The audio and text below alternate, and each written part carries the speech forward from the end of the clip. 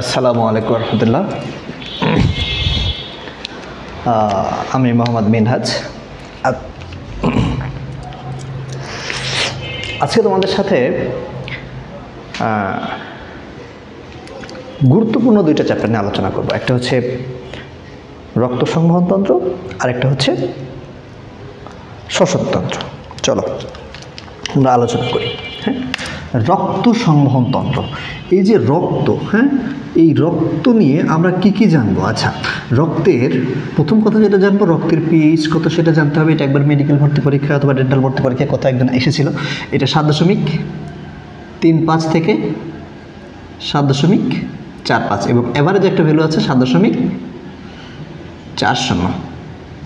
ঠিক আছে, এটা হচ্ছে রক্তের পিএইচ। আচ্ছা, রক্তের তাপমাত্রা কত?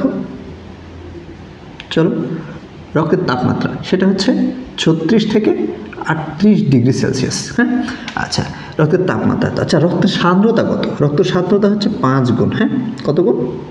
রক্তের সান্দ্রতা হচ্ছে 5 গুণ। আচ্ছা, রক্তের যে আপেক্ষিক আর্দ্রতা, আপেক্ষিক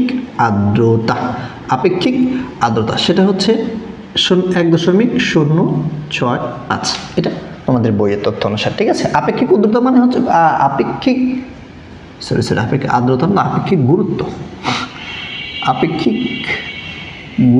হ্যাঁ, আপেক্ষিক গুরুত্ব হচ্ছে কোনো একটা তরল বা কোনো একটা লিকুইড পদার্থ সেটা পানি অপেক্ষা কত গুণ ভারী, সেটা হচ্ছে আমাদের আপেক্ষিক গুরুত্ব। আচ্ছা, এবার রক্তের পরিমাণ কত? রক্ত আমাদের বডিতে 5 থেকে 6 লিটার পর্যন্ত থাকে এবং এটা আমাদের বডির মোট ওজনের 8% আয়তন দখল করে। আচ্ছা, রক্তের উপাদান কি কি আছে? চলো রক্তের, আচ্ছা এবার রক্ত সম্পর্কে আমরা জেনে নিই। হ্যাঁ, চলো, রক্তের উপাদান কি কি আছে দেখো। এখানে কিছু রক্তরস আছে, রক্তরস এবং কিছু রক্ত কণিকা। ঠিক আছে, কিছু রক্তরস আছে, কিছু রক্ত কণিকা আছে। চলো এবার রক্তরস নিয়ে দেখি। রক্তরস থাকে আমাদের 55%, রক্ত কণিকা থাকে 45%। ঠিক আছে, এবার রক্তরস যেটা, এই রক্তরসে পানির পরিমাণ থাকে হচ্ছে 90 থেকে 92%। পানি থাকে শুধু। আচ্ছা, তাহলে এটা হচ্ছে কি? পানির পরিমাণ। আচ্ছা, কিছু তাহলে কঠিন পদার্থের পরিমাণ, কিছু কঠিন পদার্থ থাকে, সেই কঠিন পদার্থ কতটুকু? এই কঠিন পদার্থ থাকে 8 থেকে 10%। ঠিক আছে, এই কঠিন পদার্থের ভিতরে এখানে আমাদের কিছু জৈব পদার্থ আছে, কিছু অজৈব পদার্থ আছে এবং কিছু নাইট্রোজেন ঘটিত বজ্র পদার্থ আছে। ঠিক আছে, আচ্ছা চলো, এই যে কঠিন পদার্থ যেগুলো আছে, কঠিন পদার্থের মধ্যে কি আছে? কিছু জৈব পদার্থ আছে, তাই না? কি আছে? জৈব পদার্থ আছে, কিছু অজৈব পদার্থ আছে, আবার কিছু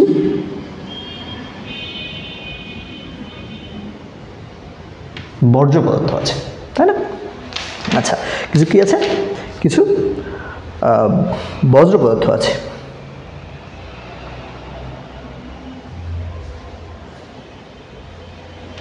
বজ্র পদার্থ না তো, অজৈব এবং অন্যান্য। হ্যাঁ, তোমাদের বইয়ে এভাবে অন্যান্য লিখেছে। আচ্ছা, অন্যান্য পদার্থ আছে।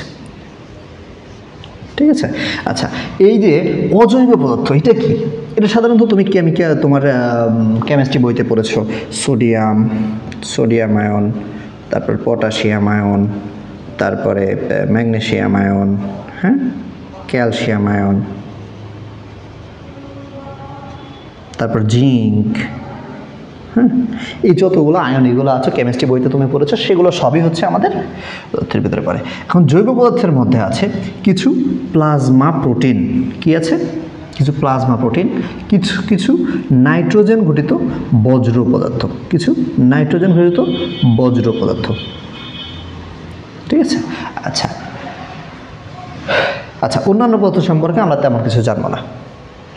কিছু নাইট্রোজেন ঘটিত বজ্র পদার্থ আছে। আর কি আছে?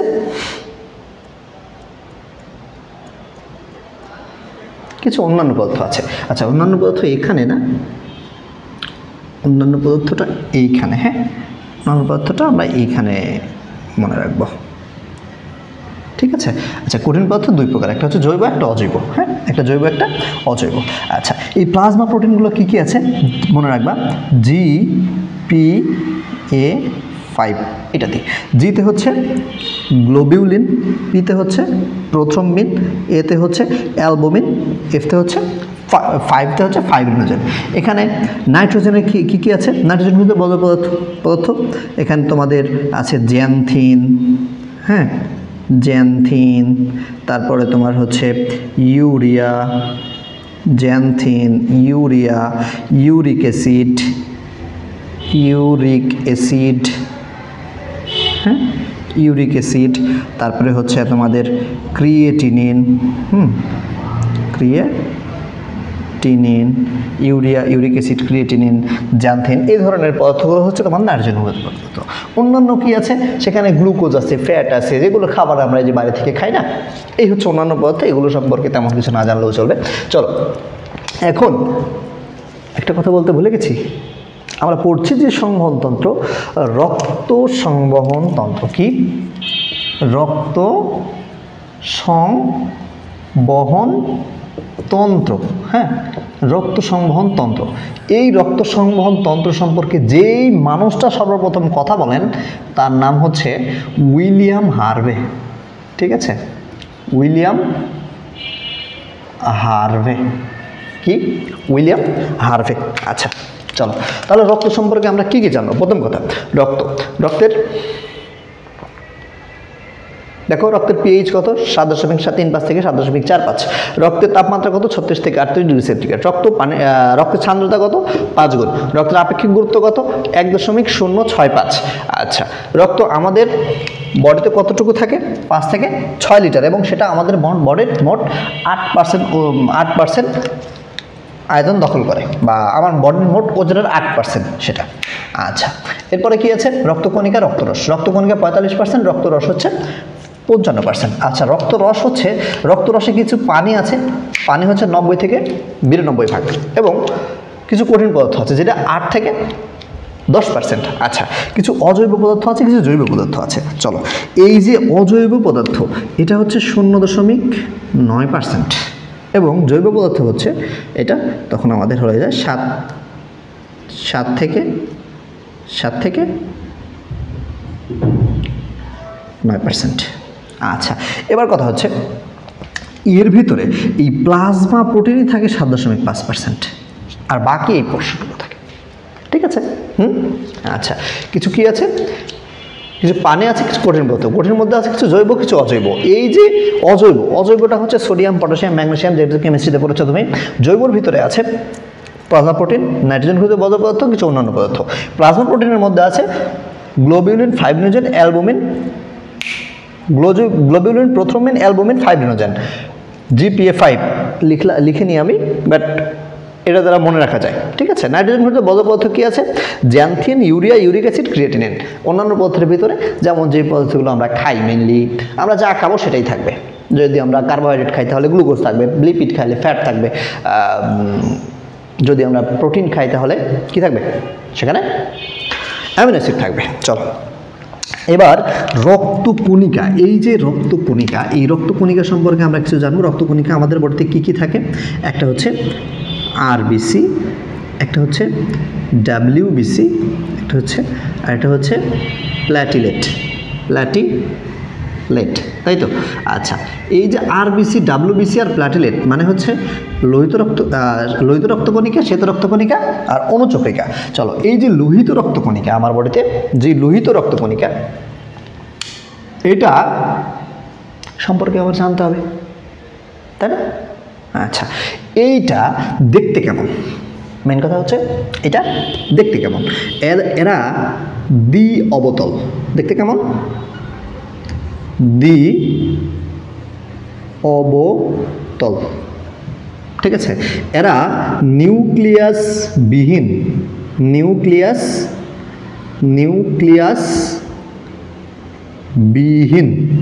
ঠিক আছে? এরা নিউক্লিয়াস বিহীন, এবং এরা দ্বি অবতল, এরা নিউক্লিয়াসবিহীন, ঠিক আছে। এরা চাকতির মতো, হ্যাঁ, চ্যাপ্টা গোল, হ্যাঁ, এরকম থাকে। আচ্ছা, এখন কথা হচ্ছে ভ্রূণ দেহে, একটা ভ্রূণের দেহে এরা থাকে কত?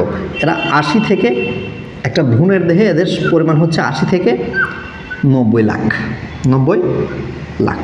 আচ্ছা, 80 থেকে 90 লাখ কোথায়? একটা ভ্রূণ দেহে। আচ্ছা, এরপরে কি আছে? শিশুর দেহে কত? শিশু দেহে 60 থেকে, শিশুর দেহে 60 থেকে 70 লাখ। হ্যাঁ, শিশুর দেহে কত? 60 থেকে 70 লাখ। আচ্ছা, তাহলে একটা পূর্ণবয়স্ক পুরুষ দেহে এরা মোটামুটি 50 থেকে 54 লাখ থাকতে পারে, ঠিক আছে। এরা কতটুকু থাকে? 50 থেকে 54 লাখ। আচ্ছা, তাহলে পূর্ণবয়স্ক স্ত্রী দেহে কত? পূর্ণবয়স্ক স্ত্রী দেহে যদি বলি তাহলে 45 থেকে 49 লাখ। এটা পূর্ণবয়স্ক একটা স্ত্রীর দেহে এই পরিমাণ আরবিসি থাকতে পারে। আচ্ছা, আরবিসি, এই আরবিসি সম্পর্কে আমরা আর কি কি জানবো? দেখো, এই আরবিসিটা যদি আমাদের বডিতে, আরবিসি কি থাকে? হিমোগ্লোবিন থাকে, তাই না? হিমোগ্লোবিনের কারণেই রক্ত লাল, তাই না? আচ্ছা, এই যে আরবিসি, এটা যদি স্বাভাবিকের তুলনায় কমে যায়, আরবিসি কমে না তো, এখানকার হিমোগ্লোবিন যদি কমে যায় তাহলে আমরা বলবো কি? রক্তাল্পতা বা অ্যানিমিয়া। রক্তাল্পতা বা অ্যানিমিয়া। যদি বেড়ে যায় তাহলে আমরা সেটাকে কী করবো? যদি বেড়ে যায় তাহলে সেটাকে আমরা বলবো পলিসাইথেমিয়া। যদি আরবিসি স্বাভাবিকের তুলনায় কমে যায় তাহলে অ্যানিমিয়া, যদি বেড়ে যায় পলিসাইথেমিয়া। আচ্ছা, এই আরবিসি তৈরির প্রক্রিয়ার নাম আমরা জানি কি? আরবিসি তৈরির প্রক্রিয়ার নাম হচ্ছে এরিথ্রোপয়েসিস। আচ্ছা, এটা এরিথ্রোপয়েসিস। আর সম্পূর্ণ ব্লাড, এই আরবিসি, ডাব্লিউবিসি, প্ল্যাটেলেট, ব্লাডের সম্পূর্ণ কম্পোনেন্ট, ব্লাড তৈরির যে প্রক্রিয়া সেটার নাম হচ্ছে হিমোপয়েসিস। সেটার নাম কি? হিমোপয়েসিস। আচ্ছা, এটা হচ্ছে এরিথ্রোপয়েসিস প্রক্রিয়া। আচ্ছা, তাহলে আরবিসি কোন প্রক্রিয়া তৈরি হয়? এরিথ্রোপয়েসিস প্রক্রিয়া তৈরি হয়। আচ্ছা, দেখো, আরবিসি এরিথ্রোপয়েসিস প্রক্রিয়া কেন তৈরি হয়? দেখো, যখন আমাদের ভেতরে কিডনি বা বৃক্ক বলতে একটা অর্গান আছে, সেখানে অক্সিজেন সে কম শনাক্ত করে, তখন কি করবে? এই আরবিসিকে, তখন বডি মনে করবে যে আরবিসির পরিমাণ কম আছে, তখন সে বৃক্ক কী করবে? এরিথ্রোপয়েটিন হরমোন রিলিজ করবে। কী হরমোন রিলিজ করবে? এরিথ্রোপয়েটিন হরমোন রিলিজ করবে। এরিথ্রোপয়েটিন কী করবে? আমাদের বোন ম্যারোতে যাবে। বোন ম্যারোর যে স্টেম সেল আছে, অর্থাৎ লাল অস্থিমজ্জা, সেখান থেকে এরিথ্রোপয়েসিস প্রক্রিয়ায় লোহিত রক্তকণিকা উৎপন্ন হওয়া শুরু করবে, ঠিক আছে।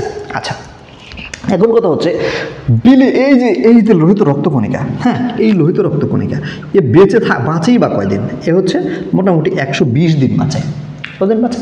120 দিন বাঁচে। আচ্ছা, 120 দিন পরে সে ভেঙে যায়। কোথায় ভাঙে? সে ভাঙে হচ্ছে লিভারে এবং স্প্লিনে। আমাদের বডি যে স্প্লিন বা প্লিহা বলতে একটা অর্গান আছে সেখানে, এবং আর কোথায় ভাঙবে? এটা লিভারে ভাঙবে। আচ্ছা, এটা ভাঙলে কি পাবো? এটা ভাঙলে প্রথমে বিলিভার্ডিন নামক একটা বস্তু তৈরি হবে। কি তৈরি হবে? বিলিভার্ডিন।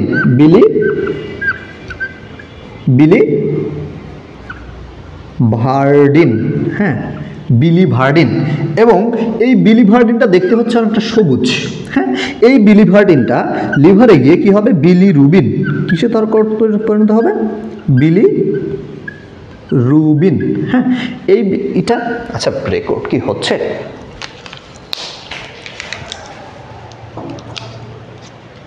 আচ্ছা,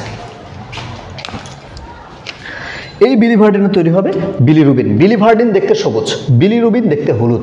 আমাদের জন্ডিসের ক্ষেত্রে যখন আমাদের জন্ডিস হয় তখন প্রচুর পরিমাণে আরবিসি ভেঙে কি হয়? বিলিরুবিন তৈরি হয়। এই বিলিরুবিনটা দেখতে হলুদ, ঠিক আছে। তখন আমাদের হাত পা হলুদ হয়ে যায় এই বিলিরুবিনের কারণে, ঠিক আছে। আচ্ছা, আচ্ছা, লোহিত রক্তকণিকার কাজ কি সেটা তুমি বলিনি। লোহিত রক্তকণিকার কাজ হচ্ছে সে অক্সিজেন পরিবহন করে। কি করে? অক্সিজেন পরিবহন করে। আমরা এই যে নিঃশ্বাসের সাথে অক্সিজেনটা নিচ্ছি, ওই অক্সিজেনের সাথে এই যে লোহিত রক্তকণিকা, ওর যে হিমোগ্লোবিন, সে অক্সিহিমোগ্লোবিন নামক একটা যৌগ গঠন করে, যার নাম হচ্ছে অক্সি হিমোগ্লোবিন নামক একটা যৌগ গঠন করে, সেটাকে আমরা বলবো কি? আচ্ছা, এই অক্সি হিমোগ্লোবিন যৌগ গঠনের মাধ্যমে সে কি করবে? অক্সিজেন ক্যারি করবে। সে কি করবে? অক্সিজেন ক্যারি করবে। আচ্ছা, এখন একটা হিমোগ্লোবিনে কয় অণু হিম থাকে, কয় অণু গ্লোবিন থাকে? আচ্ছা,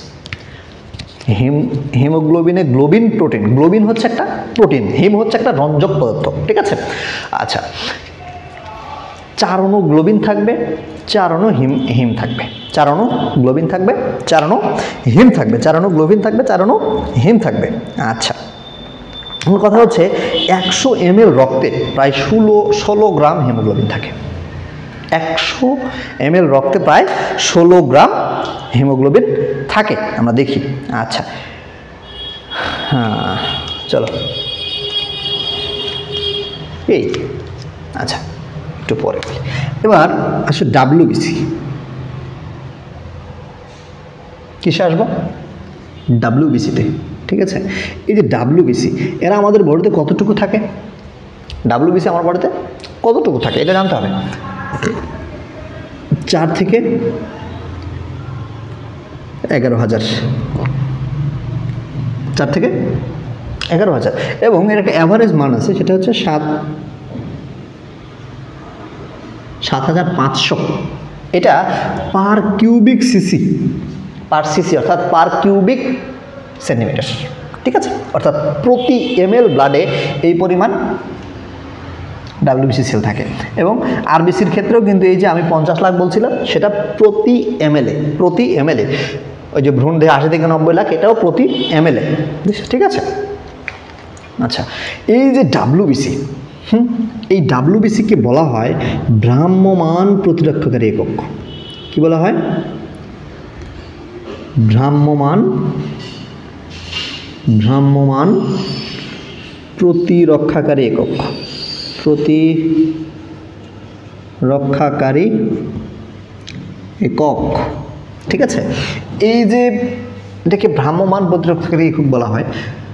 এর আরেকটা নাম কিন্তু লিউকোসাইট। হ্যাঁ, আচ্ছা, এরা প্রথমত 2 প্রকার। কয় প্রকার? 2 প্রকার। একটা হচ্ছে গ্র্যানুলোসাইট, একটা কি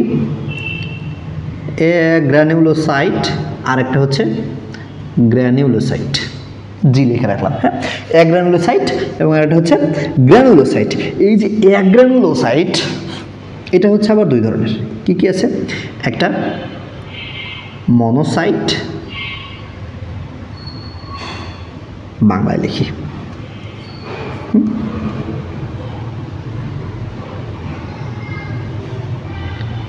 একটা হচ্ছে মনোসাইট, আর এটা হচ্ছে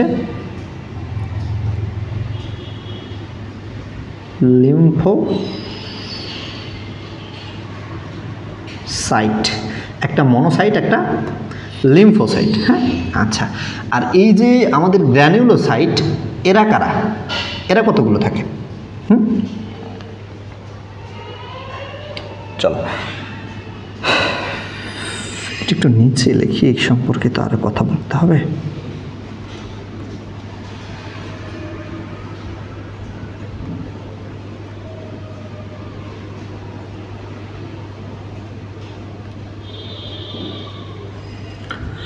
লিম্ফোসাইট, এই যে গ্র্যানুলোসাইট, এটা হচ্ছে নিউট্রোফিল,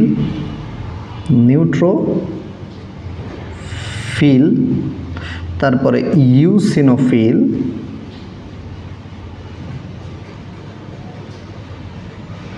তারপরে হচ্ছে আমাদের কাছাকাছি হয়ে যাচ্ছে কেন?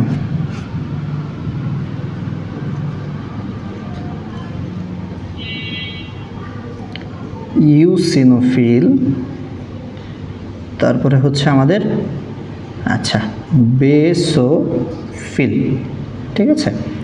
আচ্ছা, চলো, নিউট্রোফিল, ইউসিনোফিল, বেসোফিল।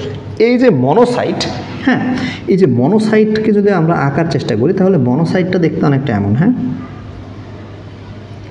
কিডনি বা আচ্ছা বলছি, মনোসাইটটা এমন। আচ্ছা, এই যে মনোসাইট, হ্যাঁ আচ্ছা দেখো যারা এক গ্রানুলোসাইট, হ্যাঁ এদের শেষে সাইট শব্দ আছে, তাদের শেষে কি আছে? সাইট। আর যারা হচ্ছে গ্র্যানিউলোসাইট, গ্র্যানিউল থাকলে সেটাকে ফিল করা যায় না, তাহলে তার শেষে নিউট্রোফিল, ইউসিনোফিল, বেসোফিল। ঠিক আছে, এটা মনে রাখার একটা টেকনিক। আচ্ছা মনোসাইটটা দেখতে এমন, এটা কেমন? এর নিউক্লিয়াস দেখো অশ্বক্ষুরাকৃতির, কেমন? অশ্বক্ষুরাকৃতির, এবং এরা মোটামুটি 2 থেকে 5 দিন বাঁচে। কতদিন বাঁচে? 2 থেকে 5 দিন। অশ্বক্ষুরাকৃতির নিউক্লিয়াস 2 থেকে 5 দিন বাঁচে। এবং এরা ফ্যাগোসাইটোসিস, ফ্যাগোসাইটোসিস, আচ্ছা ফ্যাগোসাইটোসিস প্রক্রিয়ায় জীবন ধ্বংস করে।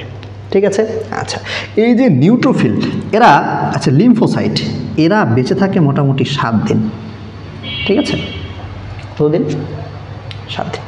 আচ্ছা 7 দিন বেঁচে থাকে।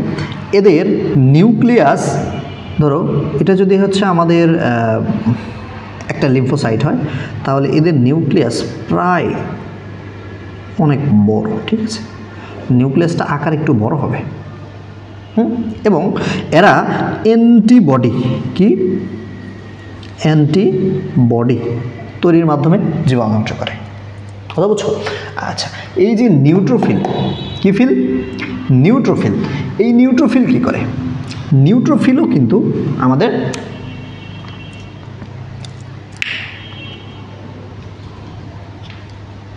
কি করে? নিউট্রোফিলটা এই যে আমি এখানে চিত্রটা আঁকাচ্ছি, হ্যাঁ দেখো আমাদের নিউট্রোফিলটা দেখতে অনেকটা এমন, হ্যাঁ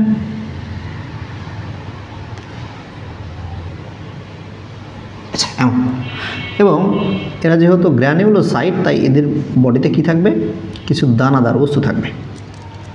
ঠিক আছে, তাহলে এই যে নিউট্রোফিল, আচ্ছা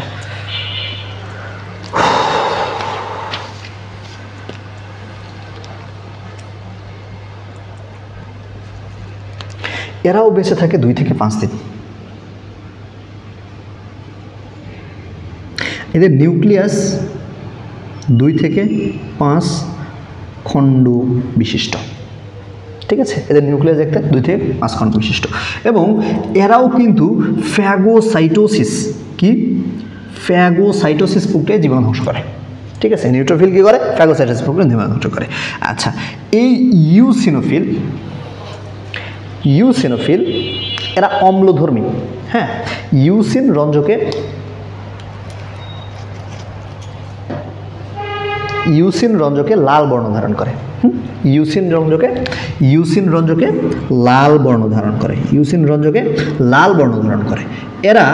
এদের নিউক্লিয়াস 2 খণ্ড বিশিষ্ট। কয় খণ্ড বিশিষ্ট? 2 খণ্ড বিশিষ্ট।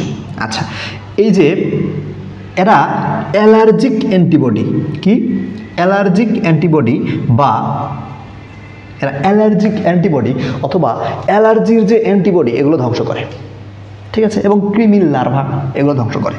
আচ্ছা এই যে বেসোফিল, আচ্ছা এদের তো সবারই গ্র্যানিউলোসাইট, এরা তো গ্র্যানিউলোসাইট, তাই না? গ্র্যানিউলস থাকবে। এবার যদি আমি বেসোফিলে আসি, এদের নিউক্লিয়াসটা দেখতে অনেকটা অশ্বক্ষুর আকৃতির মতো। কেমন? ঘোড়ার যে খুর আছে না, অশ্বক্ষুর, সেই অশ্বক্ষুর আকৃতির মতো। এবং বেসোফিল হেপারিন এবং হিস্টামিন রিলিজ করে। হেপারিন এবং হিস্টামিন রিলিজ করে। হিস্টামিন রোগ প্রতিরোধ ক্ষমতা ভূমিকা রাখে, হেপারিন রক্তনালীর ভিতরে রক্তকে জমাট বাঁধতে বাধা দেয়। ঠিক আছে, হেপারিন এবং হিস্টামিন রিলিজ করে। আচ্ছা, এবং এরাও তো অবশ্যই দানাদার। ঠিক আছে, তাহলে এরা বেঁচে থাকে কতদিন? এরা বেঁচে থাকে কতদিন? এরা 12 থেকে 15 দিন বেঁচে থাকে। 12 থেকে 15 দিন বেঁচে থাকে। আচ্ছা, তাহলে এরা ইউসিনোফিল বেঁচে থাকে কয়দিন? 8 থেকে 12 দিন। ঠিক আছে, বোঝা গেছে কথা? আচ্ছা চলো, একটি গুরুত্বপূর্ণ জিনিস তোমাদেরকে বলা হয়নি। চলো, কী জিনিস গুরুত্বপূর্ণ ছিল? রক্ত। এই রক্তের কিছু কাজ ছিল রে। রক্তের কী ছিল? রক্তের কাজ ছিল। রক্তের কাজ ছিল, দেখো রক্ত প্রথমত কী করে? পুষ্টি পরিবহন করে। এই যে আমরা খাবার খাচ্ছি, রক্তের মাধ্যমে সারা ভর শরীরে হচ্ছে। শ্বসনিক গ্যাস পরিবহন করে, অর্থাৎ কার্বন ডাইঅক্সাইড, তারপর অক্সিজেন যে বিনিময়, শ্বসনিক গ্যাস এগুলো পরিবহন করে। আর কি করে? এরা দেহের তাপমাত্রা নিয়ন্ত্রণ করে। এরা কি করে? এরা আমাদের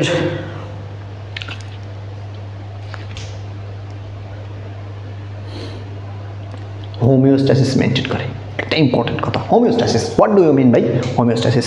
maintenance of nearly constant condition in the internal environment, এটাই হচ্ছে হোমিওস্ট্যাসিস। আচ্ছা, হোমিওস্ট্যাসিস মানে কি? তাপমাত্রা 36 থেকে 38 সবসময় এর কাছাকাছি বা এর ভিতরে থাকবে তাপমাত্রা। পিএইচ 7.40 এর কাছাকাছি থাকবে, অর্থাৎ maintenance of nearly constant condition in the internal environment, অর্থাৎ আমাদের ইন্টারনাল এনভায়রনমেন্টে সব কিছুকেই একটা কনস্ট্যান্ট ভ্যালুর কাছাকাছি রাখবে। ঠিক আছে, এটাই হচ্ছে হোমিওস্ট্যাসিস।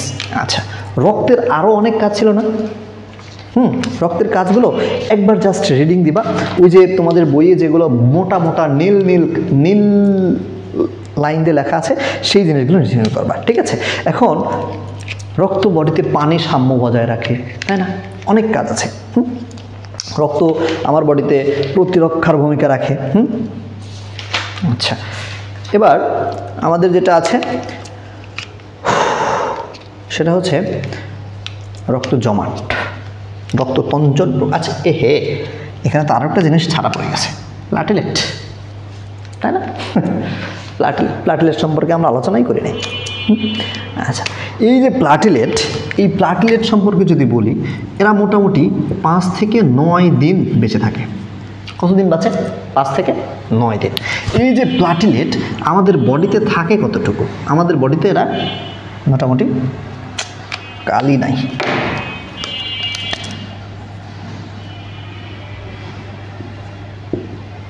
1.5 থেকে 4 লাখ পরিমাণ থাকতে পারে। 1.5 লক্ষ থেকে 4 লক্ষ কত আমাদের বডিতে থাকতে পারে। কে থাকতে পারে? এই প্লাটিলেট থাকতে পারে। আচ্ছা, প্লাটিলেটের কাজ কি মেনলি? ডাব্লিউবিসির কাজ তো প্রতিরক্ষায়, এর কাজ তো ওই যে অক্সিজেন, খাদ্য, গ্লুকোজ, হ্যান ত্যান, খাবার দ্রব্য, কষ্ট এগুলো পরিবহন করা। প্লাটিলেটের কাজ কি? প্লাটিলেটের কাজ হচ্ছে কোনো একটা জায়গায় কেটে গেলে সেখানে রক্ত জমাট বাঁধার মাধ্যমে রক্তক্ষরণ বন্ধ করা, রক্তক্ষরণ বন্ধ করা।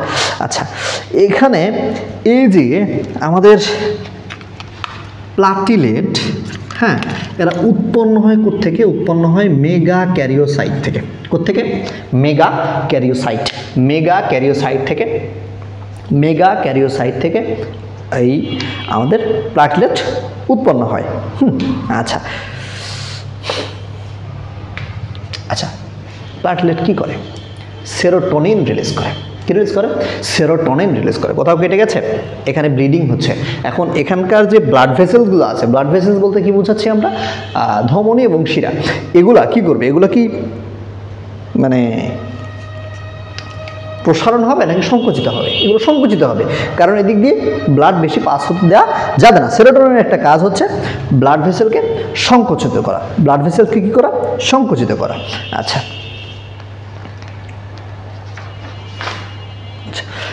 এবার আসো রক্ত জমাট বাঁধার প্রক্রিয়া।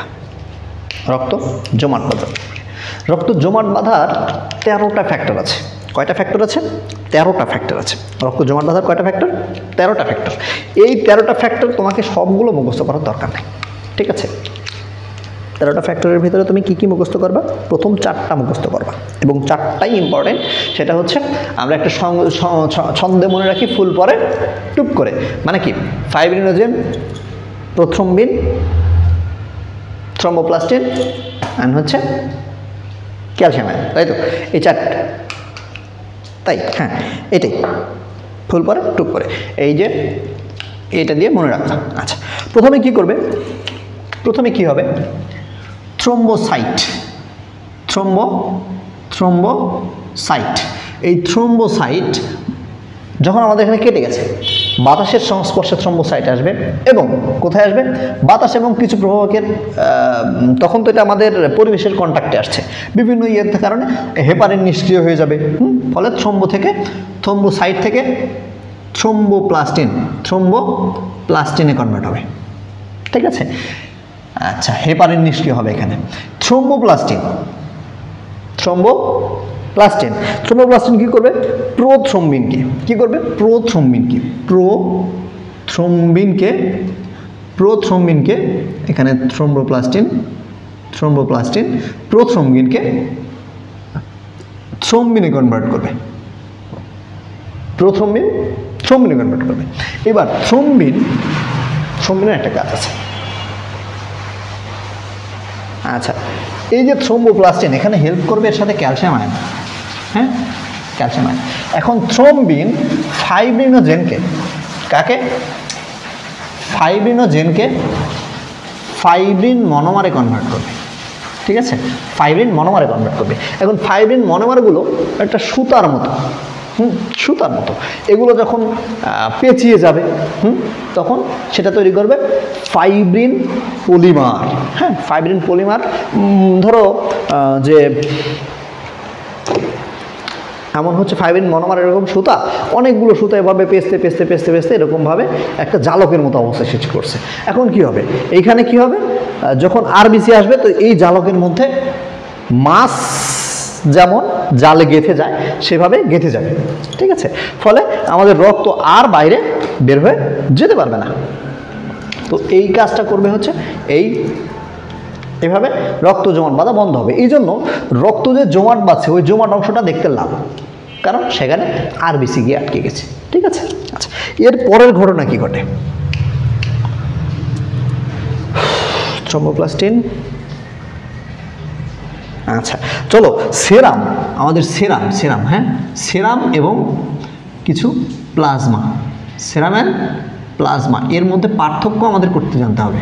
হ্যাঁ, সেরাম এবং প্লাজমার মধ্যে পার্থক্য জানতে হবে।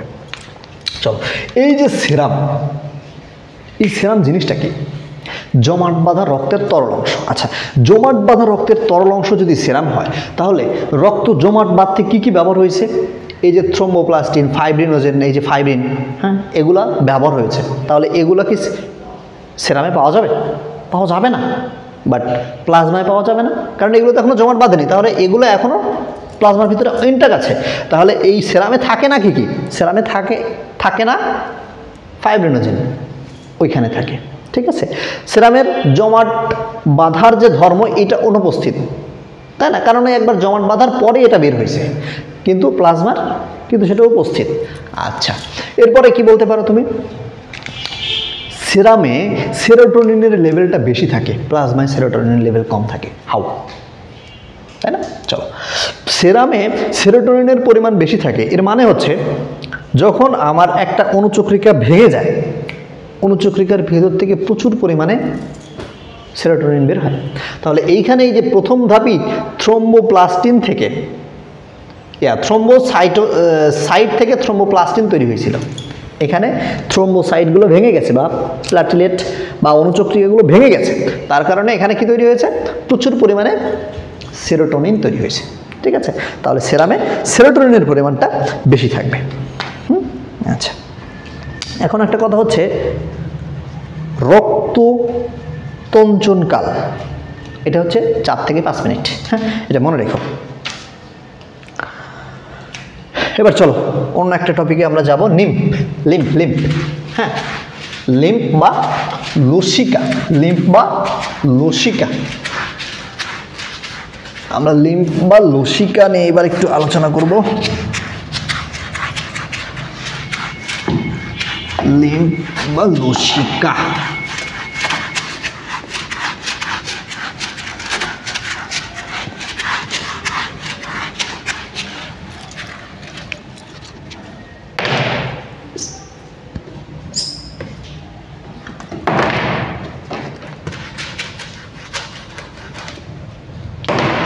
লিম্ফ বা লসিকা নিয়ে এবার একটু আলোচনা করবো। হ্যাঁ, লসিকা।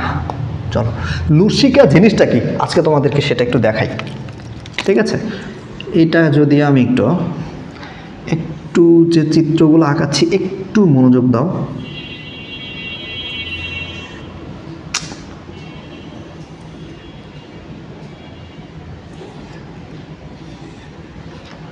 থাক, কালি নেই আর, এটা দিয়ে করবো না, এটা দিয়ে করি।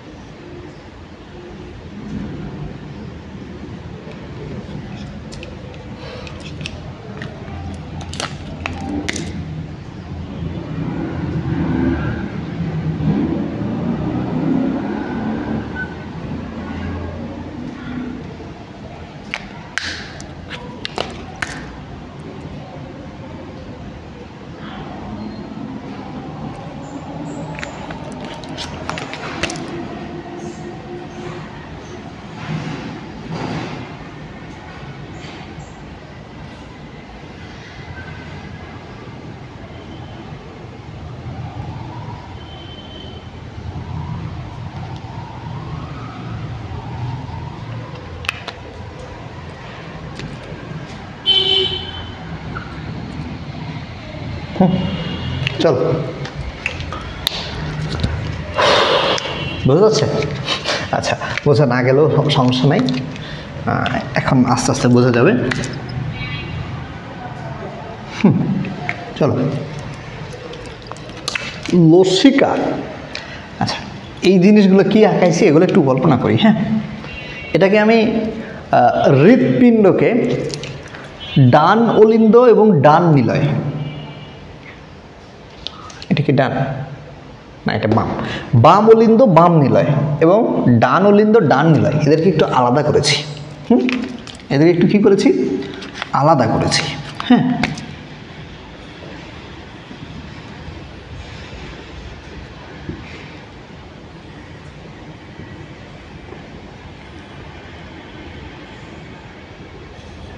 আচ্ছা, সুন্দরভাবে আসছে। দেখো, এটা হচ্ছে বাম অলিন্দ বাম নিলয়, ডান অলিন্দ ডান নিলয়। ঠিক আছে, আমরা হৃৎপিণ্ডকে জাস্ট একটু দুইটা চেম্বারকে, ডান হৃৎপিণ্ড বাম হৃৎপিণ্ডকে একটু আলাদা করেছি। হ্যাঁ, চলো, এখন বাম অলিন্দ যখন প্রেশার করে, এটা হচ্ছে আর্চ অফ অ্যাওর্টা, এটা দিয়ে সারা দেহে দিয়ে মাথায় গেল, সারা দেহে ছড়িয়ে গেল এখানে গেল। এখন এটা তো অ্যাওর্টা, এদিক দিয়ে রক্ত এসে এখানে কি হবে? এখানে অনেক ক্যাপিলারি আছে, অনেক ছিদ্র আছে, তাই না? এগুলো তো ক্যাপিলারিতে ভরা। এখানে এসে কিছু তরল জমা হবে, টিস্যুর ফাঁকে ফাঁকে কিছু তরল জমা হবে। এই টিস্যুগুলো যেভাবে আবার এই শিরাতে ফিরে যাবে, আবার সেই শিরার মাধ্যমে রক্তে ফিরে যাবে। তাহলে এই যে লিকুইডটা এভাবে ফিরে যাবে, এই লিকুইডটাই হচ্ছে আমাদের লসিকা। এই লিকুইডটাই হচ্ছে আমাদের লসিকা। আজকের আলোচনার বিষয় এটা। ঠিক আছে, প্রতিদিন 4 থেকে 8 লিটার পরিমাণ লসিকা উৎপন্ন হয় আমাদের বডিতে। কতটুকু উৎপন্ন হয়? 4 থেকে 8 লিটার। আচ্ছা, এখন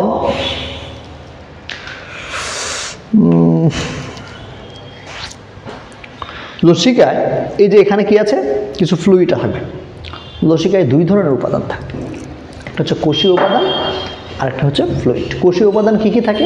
কোষীয় উপাদান এখানে আমাদের থাকে লিম্ফোসাইট আর হচ্ছে মনোসাইট। কি থাকে?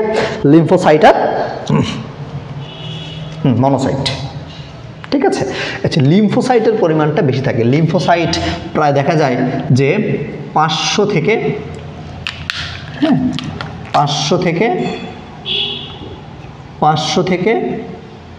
75,000 পরিমাণ পর্যন্ত থাকতে পারে পার কিউবিক ml।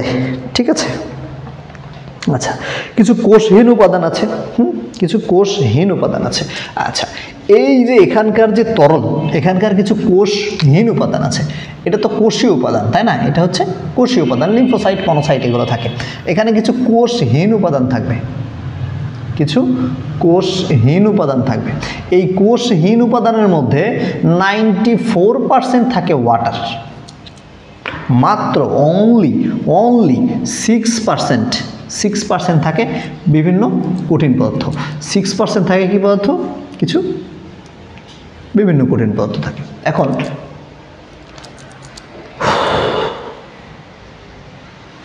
এই যে 6% কঠিন পদার্থ, এর ভেতরে কিছু কার্বোহাইড্রেট থাকে, কিছু লিপিড থাকে। হ্যাঁ, কি থাকে?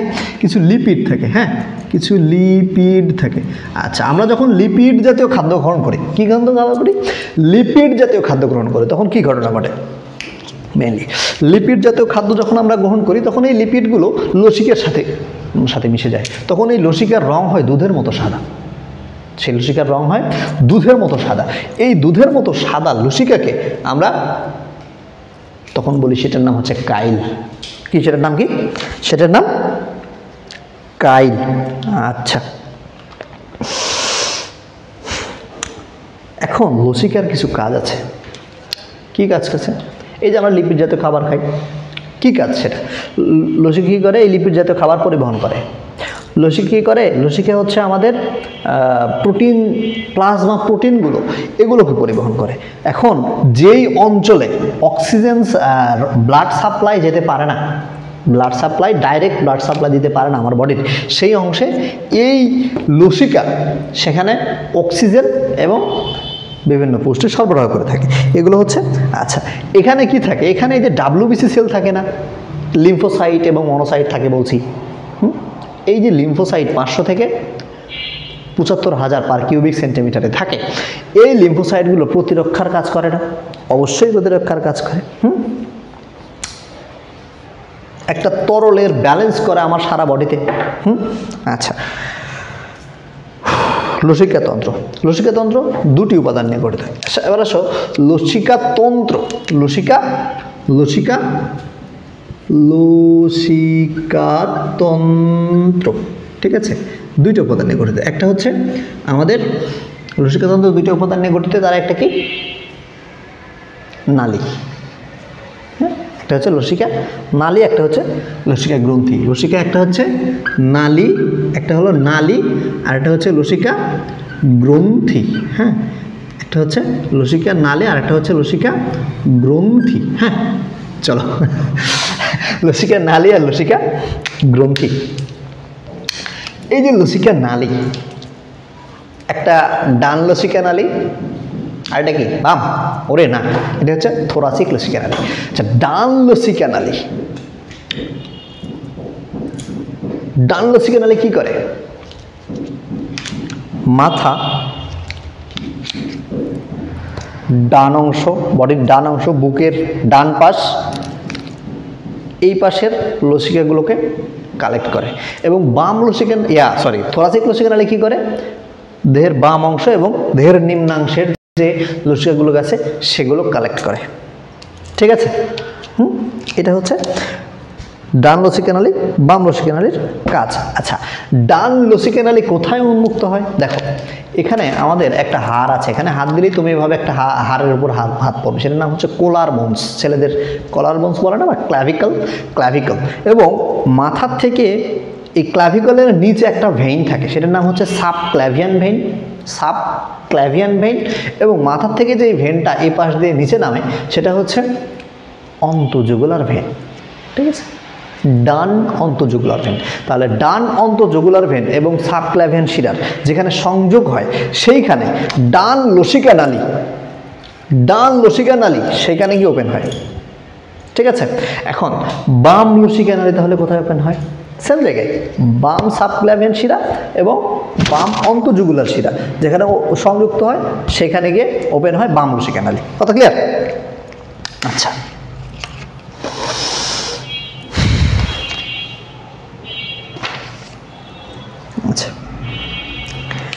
আচ্ছা, এবার আসো লসিকা গ্রন্থি। লসিকা গ্রন্থি আমার বডিতে কয় ধরনের আছে? একটা হচ্ছে লিম্ফ নোড। একটা কি?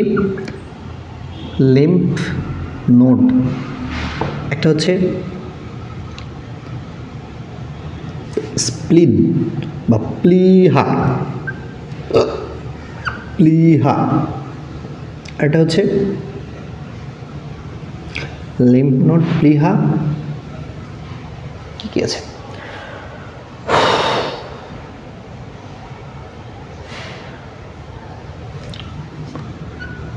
টনসিল,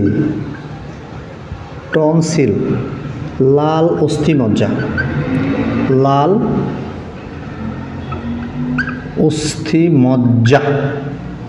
টনসিল, প্লিহা, লাল অস্থিমজ্জা, থাইমাস।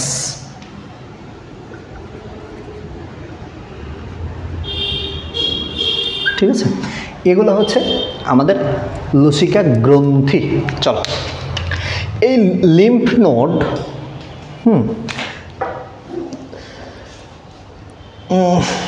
চলো, যেটা লিম্ফ নোড এটা আমাদের বডিতে 400 থেকে 700টা থাকে। আমাদের বডিতে কতটুকু থাকে? 400 থেকে 700। এটা দেখতে অনেকটা ক্যাপসুলের মতো। এবার আসলে টনসিল। এই টনসিল আবার তিন ধরনের। একটা প্যারাটাইন টনসিল, অ্যাডেনাইড টনসিল বা ফ্যারিঞ্জিয়াল টনসিল, একটা হচ্ছে লিঙ্গুয়াল টনসিল। টনসিল আবার কয় ধরনের? তিন ধরনের। এটা মনে রাখতে হবে। প্যালাটাইন, অ্যাডেনয়েড বা ফ্যারেঞ্জিয়াল, আর হচ্ছে লিঙ্গুয়াল টনসিল। আচ্ছা, টনসিলে যদি প্রদাহ হয় তাহলে আমরা সেটাকে বলবো টনসিলাইটিস। টনসিলে প্রদাহ হলে আমরা সেটাকে বলবো টনসিলাইটিস। টনসিল যদি আমাদের কোনো কারণে কেটে ফেলতে হয় তাহলে সেটাকে আমরা বলবো টনসিলেক্টমি। টনসিলকে যদি আমরা কেটে ফেলি তাহলে সেটাকে আমরা বলবো টনসিলেক্টমি। আচ্ছা, এবার কথা হচ্ছে প্লিহা। এটাকে বলা হয় প্লিহা। প্লিহা রক্তের রিজার্ভার বা ব্লাড ব্যাংক বলা হয় এটাকে। হ্যাঁ, রক্তের রিজার্ভার বা ব্লাড ব্যাংক বলা হয়। এটা মোটামুটি 170 গ্রাম ওজন বিশিষ্ট ওজন। আচ্ছা, আর কি আছে? আর হচ্ছে থাইমাস।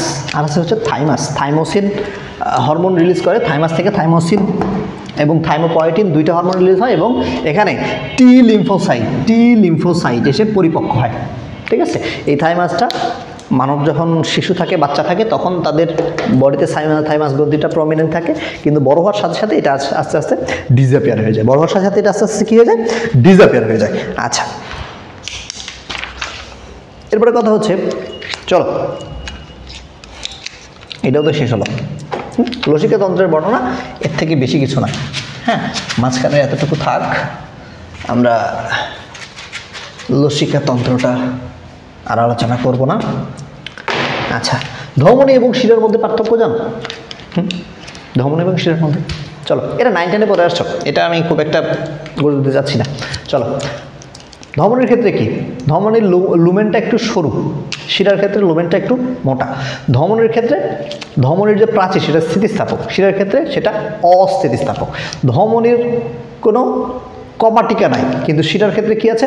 কপাটিকা আছে, তাই তো? আর কি আছে? ধমনী হৃৎপিণ্ড থেকে শুরু হয়ে সারা দেহে ছড়িয়ে যায় এবং কৈশিক জালিকায় শেষ হয়, এবং শিরা কৈশিক জালিকায় শুরু হয়ে হৃৎপিণ্ডে শেষ হয়। ধমনী সাধারণত অক্সিজেন যুক্ত রক্ত ক্যারি করে, কিন্তু পালমোনারি ধমনী কেবলমাত্র কার্বন ডাইঅক্সাইড যুক্ত রক্ত ক্যারি করে। এবং শিরার ক্ষেত্রে সাধারণত কার্বন ডাইঅক্সাইড যুক্ত রক্ত ক্যারি করে, কিন্তু পালমোনারি শিরা অক্সিজেন যুক্ত রক্ত ক্যারি করে। আচ্ছা, এটাই হচ্ছে এই দুটার মধ্যে পার্থক্য, এবং এই দুটো অনেক সুন্দরভাবে জানতে হবে। আচ্ছা, এইবার আমরা ডিসকাশন করব about this donkey. About this donkey. Do you know about donkey? Who is donkey? Donkey means, donkey মানে কি? আসলে donkey মানে তো গাধা, তাই না? এটা হচ্ছে গাধা, ঠিক আছে? এখন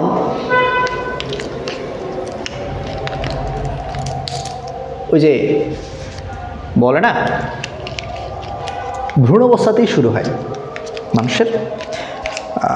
মানুষ যখন অনেক ছোট, মাতৃগর্ভে থাকে, তখন থেকে তারা পাম্প শুরু করে, হৃৎপিণ্ড তার পাম্প শুরু করে এবং আমৃত্যু এটা চলতে থাকে। এই জন্য এটাকে আমি গাধা বলছি, ডঙ্কি, ঠিক আছে? এই জন্য এটাকে আমরা ডঙ্কি বলছি। এই হৃৎপিণ্ড সম্পর্কে আমরা কি কি জানবো? এই একটা হৃৎপিণ্ড যদি আমি এভাবে ড্র করার চেষ্টা করি, হ্যাঁ, এই হৃৎপিণ্ডর যে দৈর্ঘ্য আছে সেটা 12 সেন্টিমিটার, যেটা প্রস্থ আছে সেটা 8 সেন্টিমিটার। আচ্ছা, রক্ত এই হৃৎপিণ্ড প্রতি মিনিটে 2600 মিলিয়ন বার, কতবার? 2600 মিলিয়ন বার রক্তকে পাম্প করে, ঠিক আছে? 2600 মিলিয়ন বার রক্তকে পাম্প করে, যাতে 1.5 লক্ষ টন রক্ত, এতে 1.5 লক্ষ টন রক্ত আমাদের সারা বডিতে ছড়িয়ে পড়ে। আচ্ছা, এখন হৃৎপিণ্ডের একটা অ্যাপেক্স আছে। কি আছে? অ্যাপেক্স।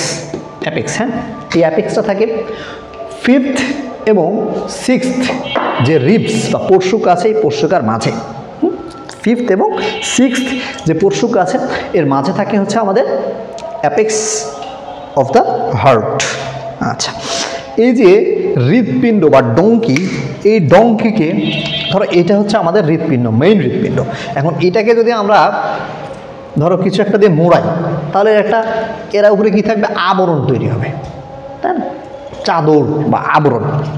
হৃৎপিণ্ডের ধরো একটা আবরণ আছে, হৃৎপিণ্ডের আবরণটা এমন। হ্যাঁ, এই যে হৃৎপিণ্ডের আবরণ, এটা প্রথমত দুই ধরনের, একটা হচ্ছে ফাইব্রাস বা তন্তুময়, একটা হচ্ছে ফাইব্রাস বা তন্তুময়।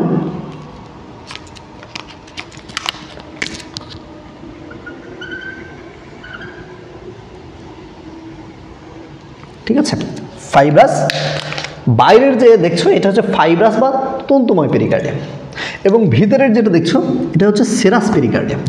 ঠিক আছে, এখন ফাইব্রাস বা তন্তুময়, ভেতরেরটা হচ্ছে সেরাস। এখন সেরাসের আবার দুইটা লেয়ার, ধরো সেরাসের এটা একটা লেয়ার, সেরাসের এটা একটা লেয়ার, এবং হৃৎপিণ্ডের গায়ে সেরাসের একটা লেয়ার লেগে থাকে, যেটাকে আমরা কখনোই আলাদা করতে পারি না। ঠিক আছে, মানে ভিসেরার সাথে লেগে থাকে, এই জন্য এটার নাম হচ্ছে ভিসেরাল লেয়ার। ঠিক আছে, এটার নাম কি? Visceral layer. এই যে সেরাস পেরিকার্ডিয়াম, এটা তো ফাইব্রাস পেরিকার্ডিয়াম বা তন্তুময় পেরিকার্ডিয়াম, এটা হচ্ছে সেরাস পেরিকার্ডিয়াম, আর এই যে এটার সাথে লেগে এই দুটোই হচ্ছে সেরাস পেরিকার্ডিয়াম, বাট এইটা যেটা ভিসের সাথে লেগে আছে এটা ভিসেরাল, এটা প্যারাইটাল। বুঝতে পারছো? ভিসেরাল এবং প্যারাইটাল, এবং এই ভিসেরাল এবং প্যারাইটালের মাঝখানে কিছু ফ্লুইড থাকে, এটার নাম হচ্ছে পেরিকার্ডিয়াল ফ্লুইড। কি নাম এটা? Pericardial fluid. এই তো গেল আবরণের কথা। ঠিক আছে, এটা গেল আবরণের কথা। আচ্ছা, তাহলে এই যে এটা তো ওয়াল ছিল, ভিতরে কি ছিল? হৃৎপিণ্ডের ওয়াল ছিল না, এই যে ভিসেরাল পেরিকার্ডিয়ামকে লেগে একদম যেটা ওয়াল ছিল। এখন আবরণ নিয়ে কথা বললাম, এবার ওয়াল নিয়ে কথা বলতে হবে না? আচ্ছা, এই ওয়ালকে যদি আমরা এখান থেকে একটু কেটে এই জায়গায় নিয়ে আসি, একটু নিয়ে আসি, তাহলে আমরা একটা এরকম দেখবো। হ্যাঁ,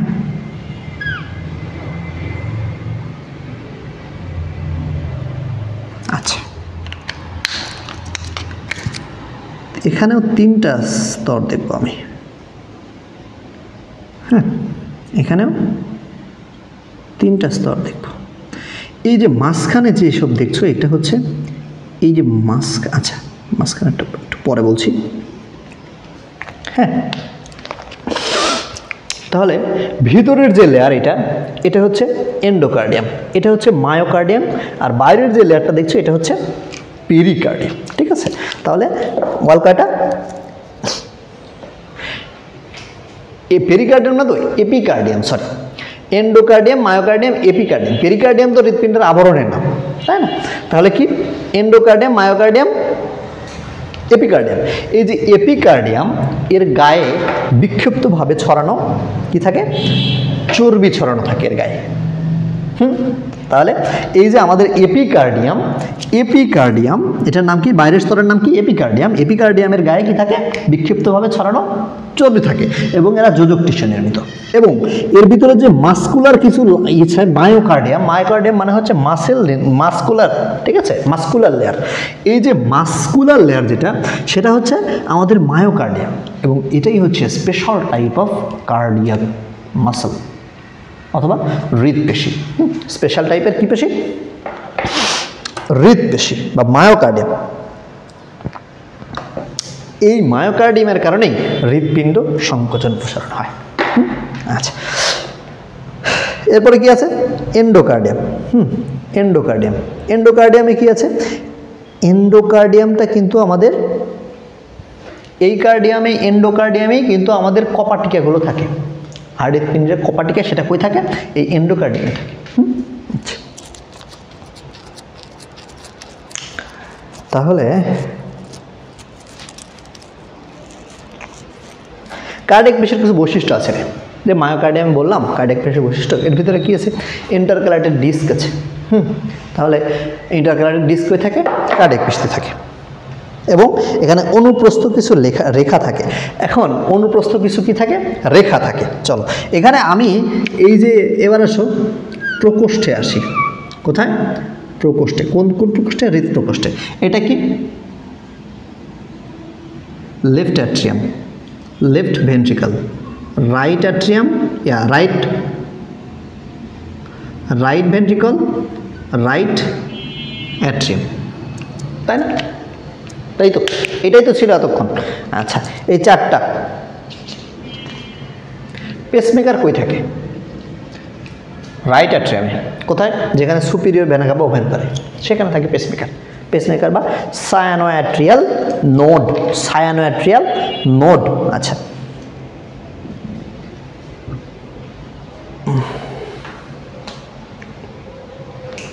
এখানে কিছু কপাটিকা নিয়ে আলোচনা করা যেতে পারে, ঠিক আছে? ডান অ্যাট্রিয়াম, ডান ভেন্ট্রিকল, এখানে ট্রাইকাসপিড কপাটিকা থাকে।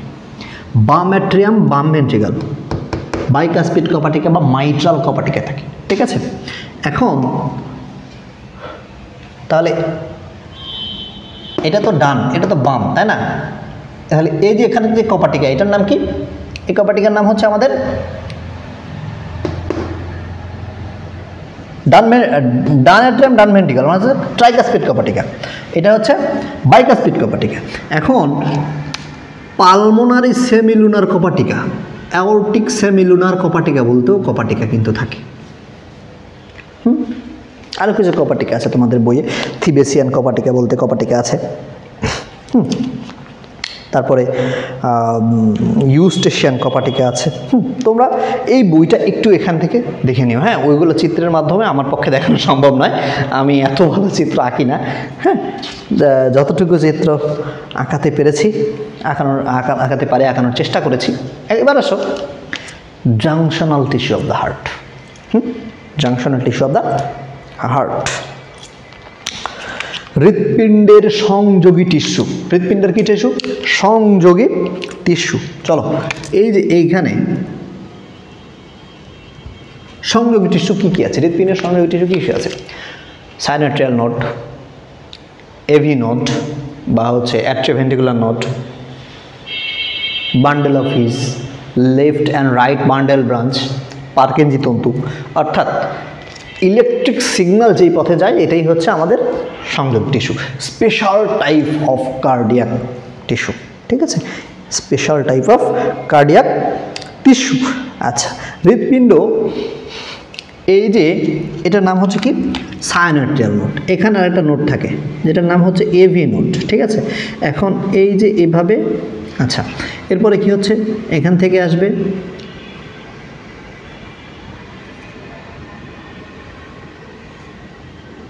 ঠিক আছে? চলো, এটা হচ্ছে এসএ নোট, এভি নোট, তারপর bundle of his, left and right bundle branch, Purkinje তন্তু। এদিকে থাকবে কি? এদিকে থাকবে আমাদের পার্কিনজি তন্তু, হ্যাঁ? এদিকে থাকবে পার্কিনজি তন্তু। এবার এই যে আমার হৃৎপিণ্ড রেট কত? প্রতি মিনিটে কতবার পাম্প করে? 70 থেকে 80 বার। তাহলে হৃৎপিণ্ড 70 থেকে 80 বার পাম্প করবে। এই যে প্রতি মিনিটে 70 থেকে 80 বার পাম্প হচ্ছে, এটা কার জন্য? এই এসএ নোডের জন্য। এটার নাম হচ্ছে এসএ নোড, এভি নোড, হ্যাঁ? এভি নোড, এসএ নোড, তারপর bundle of his, right and left bundle branch, Purkinje fibre. এগুলো হচ্ছে আমাদের জাংশনাল টিস্যু বা সংযোগী টিস্যু, হৃৎপিণ্ডের সংযোগী টিস্যু। আচ্ছা, তাহলে আমাদের হৃৎপিণ্ড যে প্রতি মিনিটে 70 থেকে 80 বার পাম্প করতে পারে সেটা কার কারণে? এসএ নোডের কারণে, ঠিক আছে? ও প্রতি মিনিটে 70 থেকে 80 বার ইলেকট্রিক সিগন্যাল তৈরি করতে পারে। আচ্ছা, এবার আসো, মানুষের হৃৎপিণ্ড দ্বিবর্তনী সংবহন তন্ত্র কেন? মানুষের হৃৎপিণ্ড দ্বিবর্তনী সংবহন তন্ত্র কেন? চলো, এখন দেখো, ধরো এখানে কিছু রক্ত আছে, সেটা যদি সারা দেহ ঘুরে আবার এখানে আসতে যায় তাহলে তাকে হৃৎপিণ্ডকে 2 বার অতিক্রম করতে হবে। কিভাবে? এখান থেকে রক্ত যাবে left atrium, right atrium, right ventricle, lungs, সে আবার পালমোনারি ধমনী হয়ে, পালমোনারি শিরার মাধ্যমে লেফট অ্যাট্রিয়াম, লেফট ভেন্ট্রিকল, ঘুরে ঘুরে আবার এখানে আসবে। অর্থাৎ মানে রক্তকে সারা বডি পরিভ্রমণ করতে তাকে হৃৎপিণ্ডকে 2 বার অতিক্রম করতে হয়, এই জন্য দ্বিবর্তনী চক্র বলা হয়, ঠিক আছে? হার্টবিট বা কার্ডিয়াক চক্র। আচ্ছা, তাহলে প্রতি মিনিটে কতবার বিট করে হৃৎপিণ্ড? 70 থেকে 80 বার। আমি ধরে নিলাম অ্যাভারেজ 75 বার। অ্যাভারেজ কতবার? 75 বার। প্রতি মিনিট মানে কি 60 সেকেন্ড। হ্যাঁ, তাহলে 75 বার বিট দেয় 60 সেকেন্ডে, তাহলে একবার বিট দেয় 60 ডিভাইডেড বাই 75 0.8 সেকেন্ড। ঠিক আছে, অর্থাৎ হৃৎপিণ্ডের একবার সংকোচন এবং একবার প্রসারণ সম্পন্ন করতে 0.8 সেকেন্ড সময় লাগে। ঠিক আছে, 0.8 সেকেন্ড সময় লাগে। এবার কথা হচ্ছে এই 0.8 সেকেন্ডের হৃৎপিণ্ডের একবার সংকোচন এবং প্রসারণ হয়, সেটা অ্যাট্রিয়ামের ক্ষেত্রেও তাই, ভেন্ট্রিকুলারের ক্ষেত্রেও তাই। অ্যাট্রিয়ামের সংকোচন বা সিস্টল এটা হচ্ছে 0.1 সেকেন্ড। কত? 0.1 সেকেন্ড। অ্যাট্রিয়ামের সিস্টল 0.1 সেকেন্ড, অ্যাট্রিয়ামের ডায়াস্টল 0.7 সেকেন্ড। আচ্ছা, তারপর ventricular systole 0.3 second, ventricular diastole 0.5 second. দেখো উভয় ক্ষেত্রেই যোগ করে দেখো 0.8 পাওয়া। ঠিক আছে, 0.8 পাবা।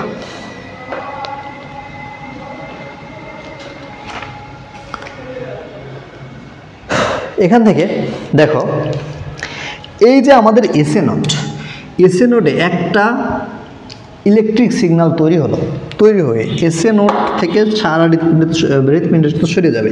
এখান থেকে এভি নোডে আসতে সময় লাগবে 0.03 সেকেন্ড যোগ এখানে ইলেকট্রিক সিগন্যাল আসার পরে এখানে ওয়েট করবে 0.09 সেকেন্ড প্লাস, এবং এখান থেকে হৃৎপিণ্ডের প্রাচীরে ছড়িয়ে যেতে তার সময় লাগবে 0.04 সেকেন্ড, এবং এই সবগুলো যদি আমি যোগ করি তাহলে আমি পাবো 0.116 সেকেন্ড। ঠিক আছে, তাহলে একটা ইলেকট্রিক সিগন্যাল তৈরি হয়ে সেটা পুরো হৃৎপিণ্ডের প্রাচীরে ছড়িয়ে পড়তে 0.16 সময় বলে। এবং এই যে 0.909 সেকেন্ড এখানে ওয়েট করলো, এটাকে বলা হয় এভি নোডাল ডিলে। প্রশ্নটা এভাবে করে যে এভি নোডাল ডিলে কতক্ষণ? 0.09 সেকেন্ড। ঠিক আছে, আচ্ছা, তাহলে এই যে ইলেকট্রিক সিগন্যাল কিভাবে পাস হয়? এসএ নোড, এভি নোড থেকে bundle of his, bundle of right and left bundle branch Purkinje. ঠিক আছে, আচ্ছা, এবার কথা হচ্ছে রক্তের চাপ। ও, এই চিত্রটা উপরে হয়ে গেছে।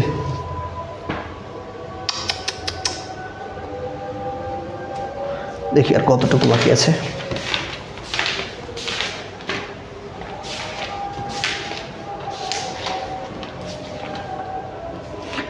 আরো 1 ঘন্টা সময় আছে,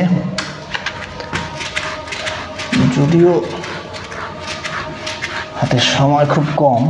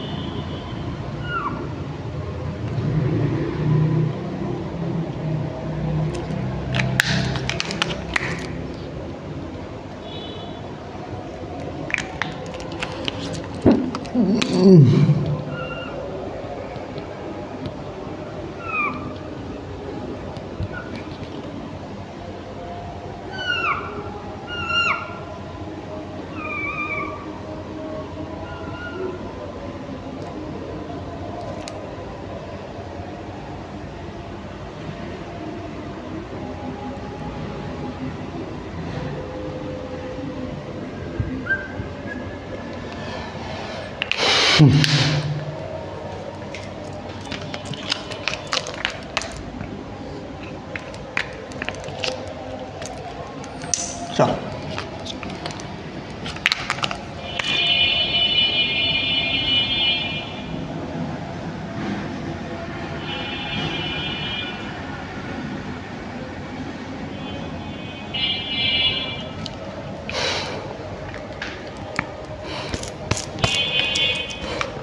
চলো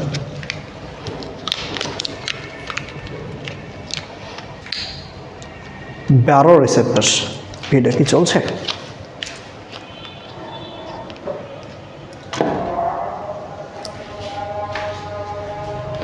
আজান দিচ্ছে, আমরা একটু ওয়েট করি।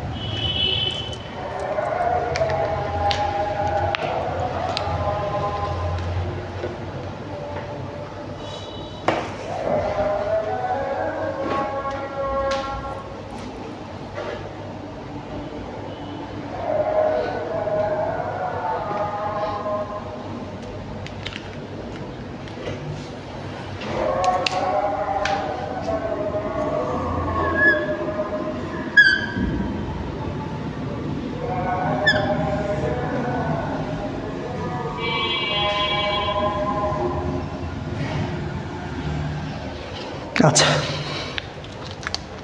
দেখো, তার আগে কিছু তথ্য দিয়ে নিই। হ্যাঁ, যে আমাদের বডিতে রক্তের চাপ আছে, এটার সিস্টোলিক চাপ হচ্ছে 100 থেকে 139 মিলিমিটার মার্কারি, ডায়াস্টোলিক চাপ হচ্ছে 60 থেকে 90 millimetre of mercury, average diastolic চাপ হচ্ছে 80 millimetre of mercury, average systolic pass হচ্ছে 120 মিলিমিটার অফ মার্কারি। আচ্ছা, এখন কথা হলো, এই যে রক্তচাপ মাপার যে যন্ত্র, এর নাম কি? এটা হচ্ছে স্ফিগমোম্যানোমিটার। কি? স্ফিগমোম্যানোমিটার। আচ্ছা, এরপরে চলো কিভাবে আমার বডিতে রক্তচাপ নিয়ন্ত্রিত হয়। এটা কিন্তু আমাদের left ventricle left atrium, right ventricle right atrium. ঠিক আছে, চলো এখন আমাকে যদি সাপোজ আমি যশোরে আছি, যদি আমি এখানে খুলনায় বেড়াতে যাই, ধরো আমরা 10-20 জন গেছি, আমি একাই একটু হারিয়ে গেছি, সামনে দেখলাম বড় একটা বাঘ আমার সামনে দাঁড়িয়ে রয়েছে। এখন ঘটনা হচ্ছে, এখন আমার করণীয় কি? আমার বডির যে নর্মাল মেকানিজম সব কি ঠিক থাকবে? টেনশন হয়ে যাবে। ইমার্জেন্সি কন্ডিশন না আমার জন্য, যে কোনো এমার্জেন্সি কন্ডিশনে ব্লাড প্রেশার বেড়ে যায়, যে কোনো এমার্জেন্সি কন্ডিশনে ব্লাড প্রেশার বেড়ে যায়। আমার বাসার পাশে কিছু কুকুর আছে, এখন মোটামুটি তাল পাকার সময়, এ সময় কুকুরদের সিজন, আমি বাইরে গেলে ওরা দৌড়ানি দেবে, তখন কি হবে আমার? সেটাও আমার একটা এমার্জেন্সি কন্ডিশন। এই যে এমার্জেন্সি কন্ডিশন, যত এমার্জেন্সি কন্ডিশনে এই সময় আমার ব্লাড প্রেশার বাড়বে না কমবে? বাড়বে, তাই না? বাড়বে। আচ্ছা, আর যখন আমি এই যে খাওয়া দাওয়া করেছি, যেমন ধরো এখানে গেলাম, ভৈরবে গেলাম, পাঁচফোড়নে গেলাম, এখানে খাওয়া দাওয়া করে শুয়ে পড়েছি, তখন আমার পেটে কি হচ্ছে, খাবার হজম হচ্ছে, আমি ঘুমাচ্ছি। এখন আমার ব্লাড প্রেশার বাড়ার দরকার আছে? কমতে হবে না? আচ্ছা, কমবে। তাহলে যে কোনো এমার্জেন্সি কন্ডিশনে ব্লাড প্রেশার বেড়ে যায়। এখন এমার্জেন্সি কন্ডিশনে আমার ব্লাড প্রেশার বেড়ে গেলে এই ব্লাড প্রেশারটাকে তো আমার কমাতে হবে, তাই না? যে সারা জীবন ব্লাড প্রেশার বেড়েই থাকবে এমন তো না, কমাতে হবে তো। চলো এই কমানোর মেকানিজমটাই আমরা জানি। ব্লাড প্রেশার বেড়ে গেলে কি হবে, ঠিক আছে? এই যে এইখানে যদি বলি, এটা হচ্ছে অ্যাওর্টা, এটা হচ্ছে আচ্ছা অ্যাওর্টিক সাইনাসে থাকে অ্যাওর্টিক বডি, ক্যারোটিড সাইনাসে থাকে ক্যারোটিড বডি, ঠিক আছে? এটা হচ্ছে অ্যাওর্টিক বডি, এটা ক্যারোটিড বডি। এই অ্যাওর্টিক বডি থেকে ভেগাস স্নায়ুর মাধ্যমে, আচ্ছা কখন ভেগাস স্নায়ুর মাধ্যমে? আমার বডির রক্তের চাপ যখন বেড়ে যায়, অর্থাৎ যে কোনো এমার্জেন্সি কন্ডিশনে রক্তচাপ যখন বেড়ে গেছে, এখন এমার্জেন্সি কন্ডিশন থেকে ধরো যে কুকুরে দৌড়ানি দিয়েছিল, আমি দৌড়ে ভিতরে আসছি, এখন তো আমার এমার্জেন্সি কন্ডিশন আর নাই। এখন আমার বডি কী করবে? রক্তচাপ বাড়ছিল কিন্তু এখন কমাবে। কিভাবে কমাবে? এই যে ব্যারো রিসেপ্টর, এগুলো হচ্ছে বলা হয় barrow receptor, aortic barrow receptor, carotid barrow receptor. এই অ্যাওর্টিক ব্যারো রিসেপ্টর এবং ক্যারোটিড ব্যারো রিসেপ্টর থেকে কি করবে? অ্যাওর্টিক থেকে ভেগাস, ক্যারোটিড থেকে গ্লসোফ্যারিঞ্জিয়াল। এটা ভেগাস, এটা হচ্ছে গ্লসোফ্যারিঞ্জিয়াল, এটা হচ্ছে ভেগাস, হ্যাঁ এটা হলো ভেগাস স্নায়ুর মাধ্যমে। কি কেন্দ্র এটাকে বলে? ভ্যাসোমোটর কেন্দ্র। এখন কিন্তু আমরা আলোচনা করছি উচ্চচাপ ব্যারো রিসেপ্টর, ঠিক আছে? ব্যারো রিসেপ্টর দুই ধরনের, একটা উচ্চচাপ, একটা নিম্নচাপ। আমরা আলোচনা করছি কি উচ্চচাপ ব্যারো রিসেপ্টর, কারণ ব্লাড প্রেশার বেড়ে গেলে আমরা কমাবো। এখন কি হবে? Vasomotor centre. এটা কোথায়? মেডুলায় অবস্থিত। কি? ভ্যাসোমোটর কেন্দ্র। আমরা এটাকে দমিত করব। যখন ভ্যাসোমোটর কেন্দ্রটা দমিত করব, তখন আমাদের সিম্প্যাথেটিক আউটফ্লো, ঠিক আছে, সিম্প্যাথেটিক আউটফ্লোটা কমে যাবে। এখন বিষয়টা হচ্ছে বলতে হচ্ছে সিম্প্যাথেটিক আউটফ্লোটা কাকে বলে, এটা তোমরা বোঝো। মানে আমরা যেটাকে এমার্জেন্সি কন্ডিশনটা বললাম না, সেটাই হচ্ছে সিম্প্যাথেটিক আউটফ্লো। যেটাকে আমরা এমার্জেন্সি কন্ডিশন বললাম সেটাই সিম্প্যাথেটিক আউটফ্লো। তাহলে এই সিম্প্যাথেটিক আউটফ্লোটা কি হয়ে যাবে? বন্ধ হয়ে যাবে। তাহলে এমার্জেন্সি কন্ডিশনটা বন্ধ হয়ে গেল। ফলে আর সিম্প্যাথেটিক অবস্থা যখন বন্ধ হয়ে যায়, তখন এই যে ভেসেলগুলো আছে না, ভেসেলগুলো একটু প্রসারিত হয়। ভেসেলগুলো একটু প্রসারিত হয়। এই যে ধমনী, আর্টারি বা শিরা, এগুলো একটু কী হবে? প্রসারিত হবে। যখন এগুলো প্রসারিত হবে, তখন এর ব্লাড প্রেশার কমবে না বাড়বে? কমবে, তাই না? ব্লাড প্রেশার কমবে। আচ্ছা, তার মানে কি? ব্লাড ভেসেলসের ভিতরে আয়তন বেশি কিন্তু ব্লাডের পরিমাণ তো সেম আছে, তাহলে ব্লাড প্রেশার কমবে। এটা একটা মেকানিজম। এবং যখন আমার ব্লাড প্রেশারটা, ধরো আমি অনেক রিল্যাক্সে আছি কোনো কারণে, অথবা আমার বডির কোনো অ্যাবনর্মালিটির কারণে ব্লাড প্রেশার ফল করেছে, তাহলে কি হবে? এই ভ্যাসোমোটর কেন্দ্রটি আর দমিত না হয় স্টিমুলেট হবে। স্টিমুলেট হলে কী করবে? এই সিম্প্যাথেটিক আউটফ্লোটা বেড়ে যাবে। বেড়ে গেলে কী হবে? এই ভেসেলগুলো কনস্ট্রিক্ট হবে, ফলে আমার ব্লাড প্রেশারটা বাড়বে। আচ্ছা, এবার এটা তো গেল উচ্চচাপ ব্যারো রিসেপ্টর। নিম্নচাপ ব্যারো রিসেপ্টর কী করে?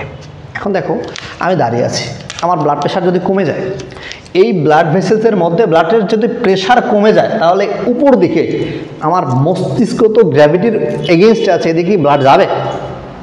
যাবে না, তাই না? ব্লাড যাবে না। যখন ব্লাড যাবে না, তখন ব্লাডে, মস্তিষ্কে ব্লাড সাপ্লাই কমে যাবে। এটা চেঞ্জ করবে হাইপোথ্যালামাস। হাইপোথ্যালামাস সে কী করবে? একটা হরমোন রিলিজ করবে, ঠিক আছে? কি রিলিজ করবে? হরমোন রিলিজ করবে। সেই হরমোন পোস্টেরিয়র পিটুইটারি থেকে ব্লাডে আসবে, এবং ব্লাডের মাধ্যমে সে আমাদের কিডনিতে আসবে, ঠিক আছে? এই কিডনিতে একটা জিনিস ছিল, যেটার নাম ছিল হচ্ছে আমাদের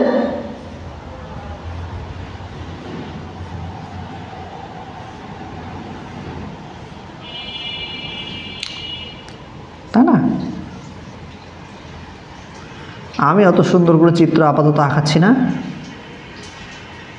ঠিক আছে।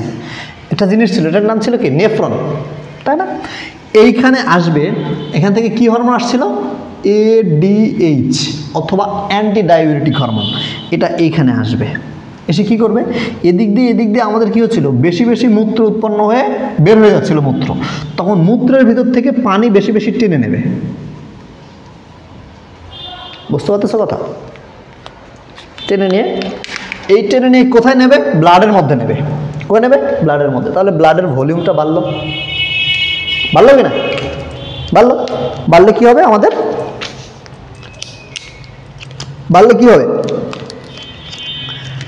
বাড়লে চাপ বাড়বে, রক্তের চাপ বাড়বে। তাহলে উচ্চচাপ বাড়ার রিসেপ্টর কোথায় আছে, অ্যাওর্টা এবং ক্যারোটিক সাইনাসে। এবং নিম্নচাপ বাড়ার রিসেপ্টর কোথায় থাকবে, নিম্নচাপ বাড়ার রিসেপ্টর থাকবে এখানে, বড় বড় সিস্টেমিক শিরায়। কেন নিম্নচাপ বাড়ার রিসেপ্টর এগুলোতে থাকবে, কারণ হচ্ছে রক্তের 70% রক্ত আমাদের শিরার ভিতরে থাকে। আমার বডিতে এখন মোট যতটুকু রক্ত আছে তার 70% রক্ত আছে শিরার ভিতরে, ঠিক আছে। এটা হচ্ছে একটা কথা। আচ্ছা, তাহলে ব্যারো রিসেপ্টরের কথা আমাদের গেল। আচ্ছা, রক্ত সংবহন, রক্ত কয় ধরনের সংবহন আছে, 4 ধরনের সংবহন আছে। একটা হচ্ছে সিস্টেমিক সংবহন, অর্থাৎ এই হৃৎপিণ্ড থেকে বের হয়ে রক্ত সারা দেহে ছড়িয়ে যাবে, আবার হৃৎপিণ্ডে ফিরে আসবে। আচ্ছা, এখানে কিন্তু আমাদের ব্যারো রিসেপ্টর আলোচনা শেষ। হ্যাঁ, এবার আমরা রক্ত সংবহন তন্ত্র নিয়ে আলোচনা করব। সেটা কি, রক্ত সংবহন তন্ত্র 4 ধরনের। একটা হচ্ছে এই যে ডঙ্কি, লেফট ডঙ্কি থেকে রক্ত বের হয়ে সারা দেহে চলে যাবে, আবার রাইট ডঙ্কি ফিরে আসবে, এটা একটা সার্কুলেশন সিস্টেম, এটা হচ্ছে সিস্টেমিক সার্কুলেশন। একটা হচ্ছে পালমোনারি সার্কুলেশন, এদিক দিয়ে রক্ত ফুসফুসে যাবে এবং ফুসফুস থেকে রক্ত এখানে আর্ট্রিয়ামে ফিরে আসবে। অর্থাৎ এই ভেন্ট্রিকল থেকে শুরু এই অ্যাট্রিয়াম পর্যন্ত এটা সিস্টেম, এবং এই ভেন্ট্রিকল থেকে শুরু করে এবং এই অ্যাট্রিয়াম পর্যন্ত এটা হচ্ছে পালমোনারি। আরেকটা আছে কি, আরেকটা কি আছে, আরেকটা আছে হচ্ছে যে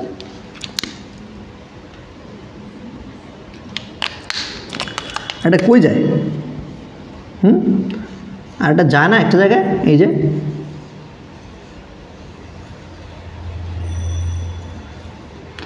এখানে যায় না, এখান থেকে আবার কই যায়, এখান থেকে রক্ত আবার পুষ্টি নিয়ে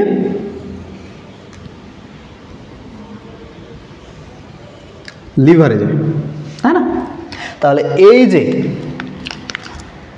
রক্ত এখান থেকে প্রথমে ইন্টেস্টাইনে গেল, ক্যাপিলারিতে বিভক্ত হলো, ক্যাপিলারিতে বিভক্ত এখান থেকে পুষ্টি সংগ্রহ করে এখানে গিয়ে আবার ক্যাপিলারিতে বিভক্ত হলো। তাহলে হৃৎপিণ্ড থেকে ফিরে আসার পথে 2 বার ক্যাপিলারিতে বিভক্ত হলো না? তাহলে এই অংশটা হচ্ছে পোর্টাল সংবহনতন্ত্র, ঠিক আছে। এই অংশের নাম কি, পোর্টাল সংবহন। আচ্ছা, রেনাল পোর্টাল এবং হেপাটিক পোর্টাল, 2টা পোর্টাল থাকে। আচ্ছা, আরেকটা কি আছে, করোনারি সংবহনতন্ত্র। যে সংবহনতন্ত্রের মাধ্যমে হৃৎপিণ্ড নিজে ব্লাড সাপ্লাই পায় সেটা হচ্ছে করোনারি সংবহনতন্ত্র, ঠিক আছে।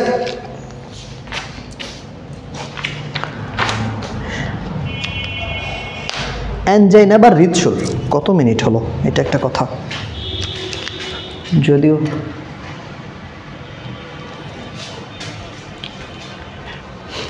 চলো এবার হৃৎপিণ্ডের কিছু রোগ নিয়ে কথা বলবো।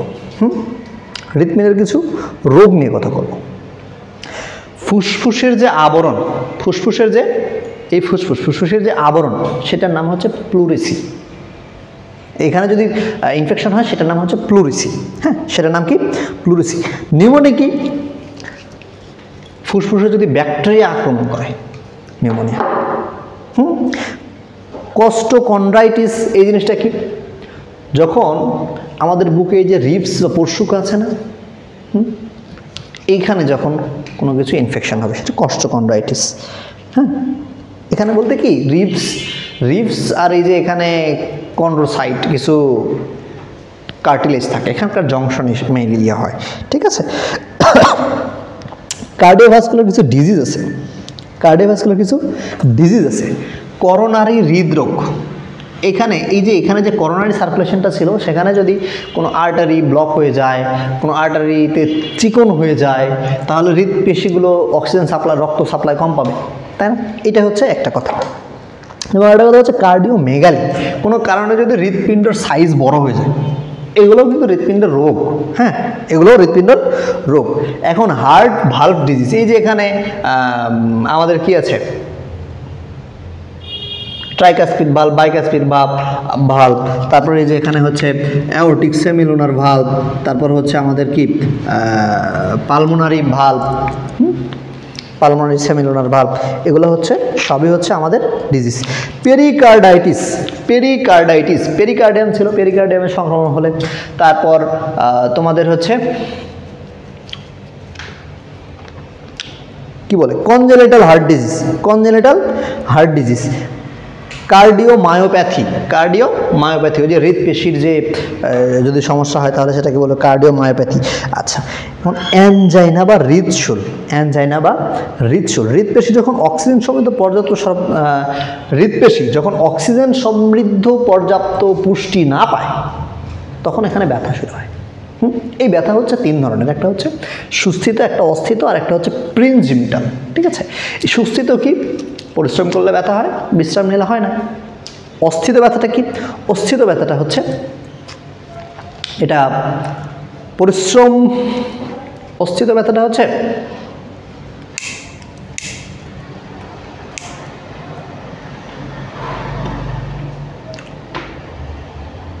চলো, অস্থিত ব্যথাটা হচ্ছে যে বিশ্রাম নিলেও ব্যথা হবে। ঠিক আছে, এটা হার্ট অ্যাটাকের পূর্ব লক্ষণ। আচ্ছা, প্রিনজিমিটাল কি, হঠাৎ করে ব্যথা শুরু হবে। ঠিক আছে, এটার কোনো থাকবে না। হ্যাঁ, এবং অ্যানজাইনা ব্যথা 5 থেকে 30 মিনিট পর্যন্ত স্থায়ী হয়, 5 থেকে 30 মিনিট পর্যন্ত স্থায়ী হয়। আচ্ছা, হার্ট অ্যাটাক, হার্ট অ্যাটাক জিনিসটা কি? আচ্ছা, হার্ট অ্যাটাক আর হার্ট ফেইলার এই জিনিসটার পার্থক্য বুঝো তোমরা? চলো, এই যে হার্ট অ্যাটাক, যদি হৃৎপিণ্ডের কোনো পেশি অক্সিজেন সাপ্লাই বা খাদ্য সাপ্লাই না পেয়ে মারা যায় তাহলে সেটাকে বলবো হার্ট অ্যাটাক।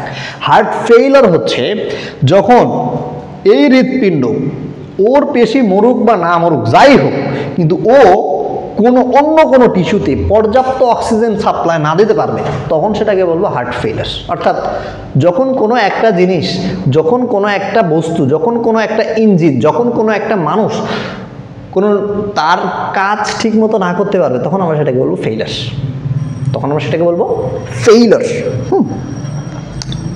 আচ্ছা, আর অ্যাটাক কি, যদি হৃৎপেশি মারা যায়, হ্যাঁ, খাদ্য অভাবে মারা যায়। আচ্ছা, স্ট্রোক আর কার্ডিয়াক, স্ট্রোক আর হার্ট অ্যাটাকের মধ্যে পার্থক্য আছে।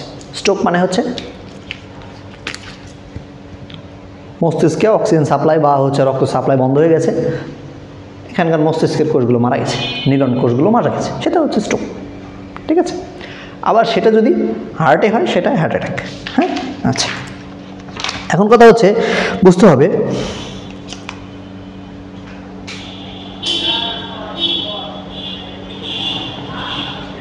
বুকের এক্সরে করানোর মধ্যে হৃৎপিণ্ডের অবস্থা জানা যায়। এক্সরের মাধ্যমে কি জানা যায়? এক্সরের মাধ্যমে অবস্থা জানা যায়, এটা বুঝতে হবে। এক্সরের মাধ্যমে কি জানা যায়? অবস্থা, হৃৎপিণ্ডের যে অবস্থা সেটা বোঝা যায় কি এক্সরে করানোর মাধ্যমে, ইসিজি করানোর মাধ্যমে। প্রাথমিক ইসিজি করানোর মাধ্যমে প্রাথমিক রোগ নির্ণয়, হ্যাঁ, প্রাথমিক রোগ নির্ণয় করা যায় ইসিজি করানোর মাধ্যমে। আচ্ছা, তারপর হচ্ছে ইটিটি, এক্সারসাইজ টলারেন্স টেস্ট, হ্যাঁ, ইটিটি এক্সারসাইজ টলারেন্স টেস্ট, এটা হচ্ছে কিসের জন্য করা যায়? এটা হচ্ছে আমাদের কার্যক্ষমতা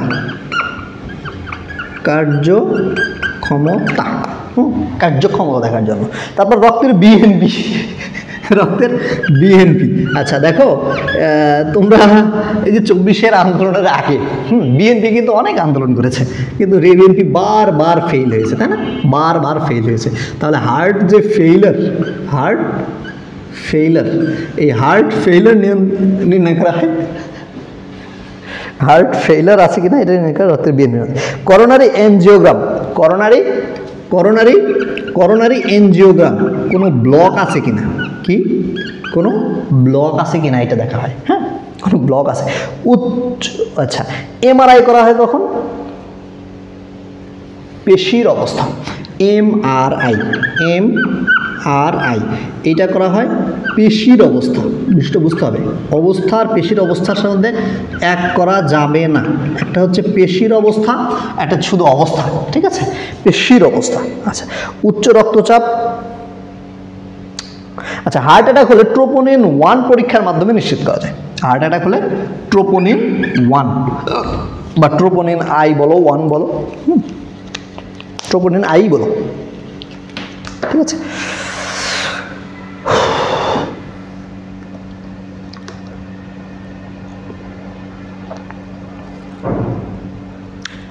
এখন পেসমেকার, আসলে প্রাকৃতিক পেসমেকার কোনটা?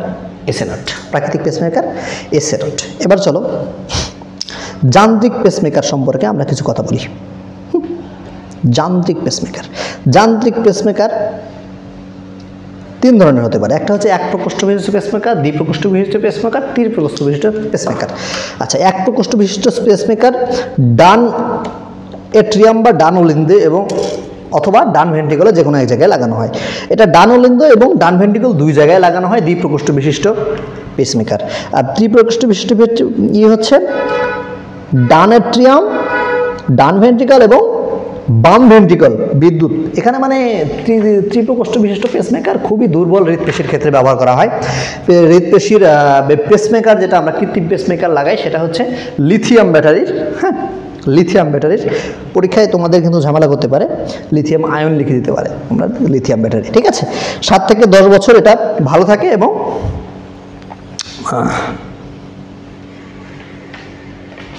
ওপেন হার্ট সার্জারি বলতে একটা কথা আছে, 3টা: on pump surgery, of pump surgery, বিটি, তার হচ্ছে রোবট সংযোগ সার্জারি। অন পাম্প সার্জারি এটা হচ্ছে কার্ডিওমেগালি, আচ্ছা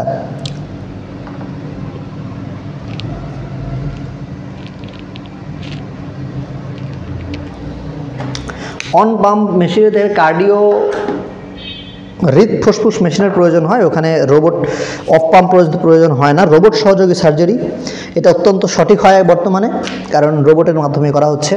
ধমনীর লুমেন দরকার নাই। আচ্ছা, এনজিওগ্রামের প্রকারভেদ, এনজিওগ্রামের প্রকারভেদ চলো। Balloon angioplasty, laser angioplasty, coronary angioplasty, তারপর করোনারি স্টেন্টিং, এগুলো করা হয়। আমি একটু তাড়াতাড়ি যাচ্ছি, আমাকে সময় যেহেতু 2 ঘন্টা বলা হয়েছে। আচ্ছা চলো, এবার আমরা রেসপিরেশন, একটা অধ্যায় শেষ হলো আমাদের, এখনও মোটামুটি আধা ঘন্টা, প্রায় আধা ঘন্টার মতো সময় আছে। আমরা রেসপিরেটরি সিস্টেম নিয়ে কিছুক্ষণ আলোচনা করব।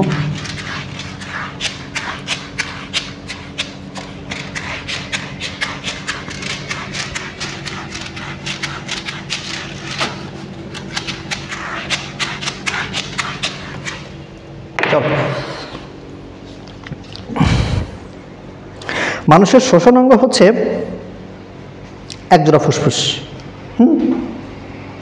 এটা 3টা অঞ্চলে বিভক্ত।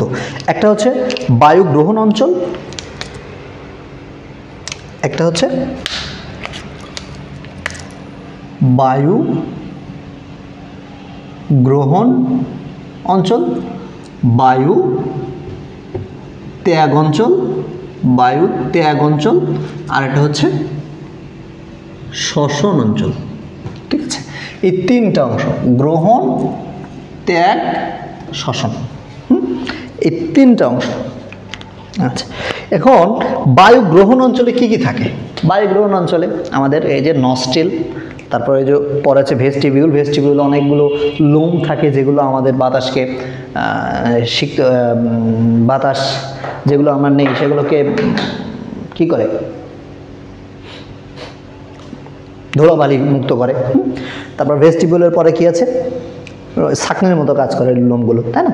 তারপর আছে হচ্ছে নাসা গহ্বর। ভেস্টিবিউলের পিছনে আছে কি, নাসা গহ্বর, বায়ু নাসা গহ্বর। নাসা গহ্বরে কি আছে, নাসা গহ্বরে আমাদের হচ্ছে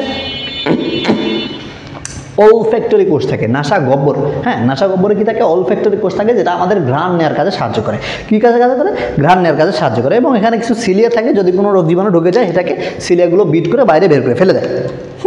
আচ্ছা, এরপরে কি আছে, পশ্চাৎ নাসারন্ধ্র বলে, সেটাকে আমরা কোয়ানা বলছি। তারপরে হচ্ছে নাসা গলবিল আছে, নাসা গলবিল, তারপরে আছে ষড়যন্ত্র, এবং ষড়যন্ত্রে নয়টা আমাদের তরুণাস্থি থাকবে এবং একটা এপিগ্লটিস থাকে।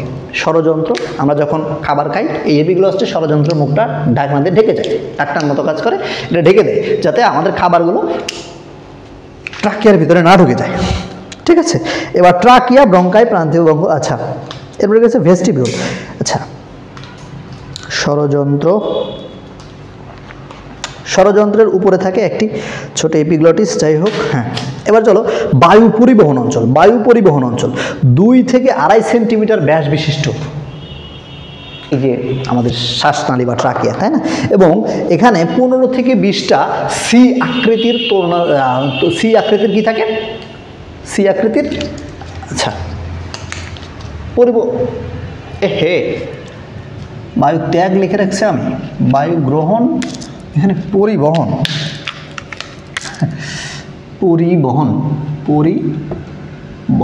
হ্যাঁ, এটা পরিবহন অঞ্চল। কি আছে তারপর, কি আছে? এবং ট্রাকিয়ার অন্তঃপ্রাচীরটা মিউকাসময়। হ্যাঁ, চলো এবার হচ্ছে ব্রঙ্কাস। ব্রঙ্কাস কি আছে? ট্রাকিয়া 2 ভাগে ভাগ হয়ে, ট্রাকিয়াটা 2 ভাগে ভাগ হয়ে ব্রঙ্কাস তৈরি করে। এবার এই ব্রঙ্কাসটা 2 ফুসফুসে ঢুকে পড়ে। এই ব্রঙ্কাসটা কী করবে? 2টা ফুসফুসে ঢুকবে। এই যে ফুসফুসে ঢুকবে, ফুসফুসের যে অংশটা দিয়ে ঢুকবে সেটার নাম হচ্ছে হাইলাম। সেটার নাম কি? সেটার নাম হাইলাম। আচ্ছা, এই ব্রঙ্কাসটা বিভক্ত হয়ে 3টা ব্রঙ্কিওলে ভাগ হবে। কিসে ভাগ হবে? 3টা ব্রঙ্কিওলে ভাগ হবে। ঠিক আছে, 3টা ব্রঙ্কিওল কি?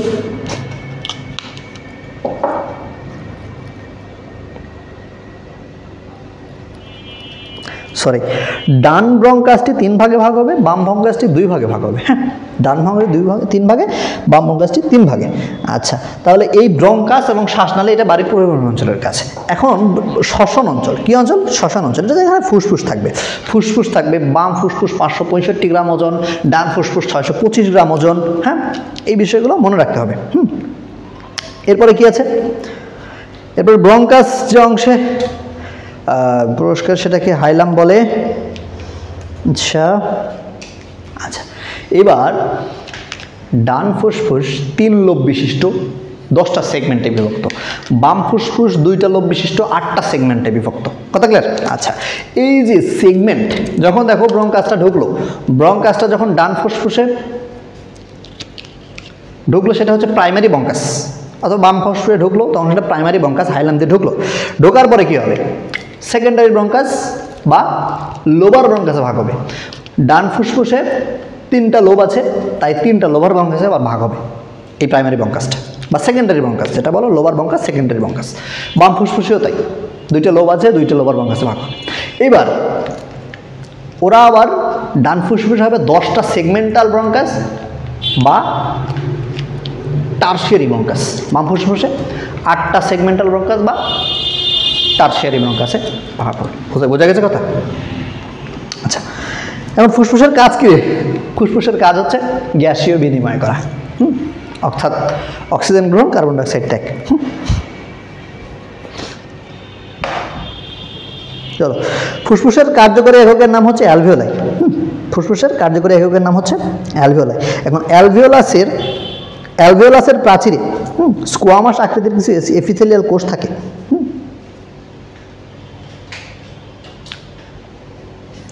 স্কোয়ামাস এপিথেলিয়াল কোষে, আচ্ছা, অ্যালভিওলাস স্কোয়ামাস এপিথেলিয়াল কোষে গঠিত, যেগুলো তোমার হচ্ছে গ্যাসের বিনিময় করতে সহযোগিতা করে। অ্যালভিওলাস প্রাচীর ফ্যাগোসাইটিক অ্যালভিওলার ম্যাক্রোফেজ থাকে, যারা প্রতিরক্ষায় কাজ করে।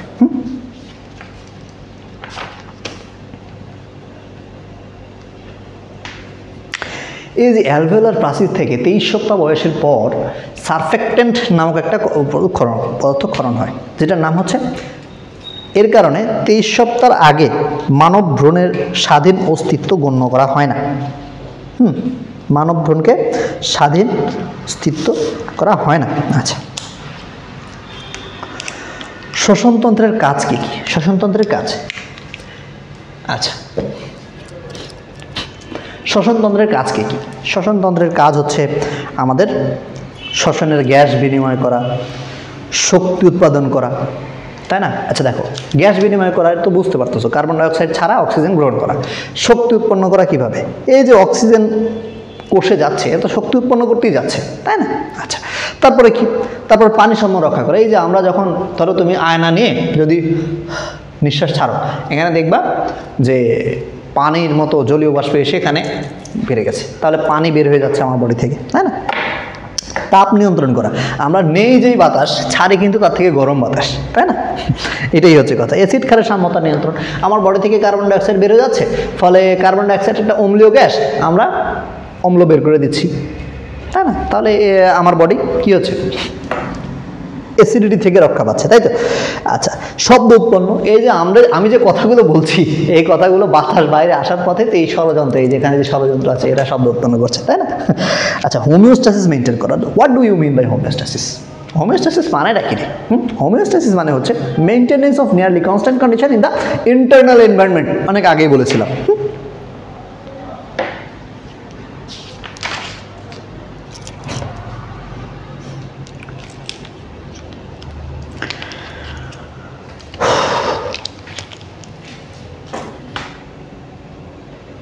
আর 20 মিনিট আছে। আচ্ছা, এখানে কি করা যায়?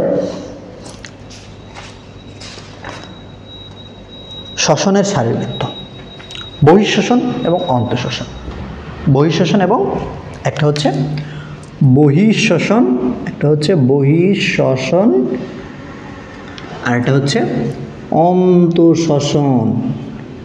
অন্তঃশ্বসন, হ্যাঁ, বহিঃশ্বসন, আরেকটা হচ্ছে অন্তঃশ্বসন। এই যে বহিঃশ্বসন আর অন্তঃশ্বসন, এই বহিঃশ্বসন জিনিসটা কি? বহিঃশ্বসনটা ঘটে হচ্ছে লাংসে, অন্তঃশ্বসনটা ঘটে হচ্ছে আমাদের বিভিন্ন কোষে, টিস্যু লেভেলে, ঠিক আছে? বহিঃশ্বসনে এখানে শক্তি উৎপন্নের কোনো ক্ষমতা নেই, কোনো শক্তি উৎপন্নের কোনো কথাই নেই, কিন্তু অন্তঃশ্বসনে শক্তি উৎপন্ন হয়, বুঝছো?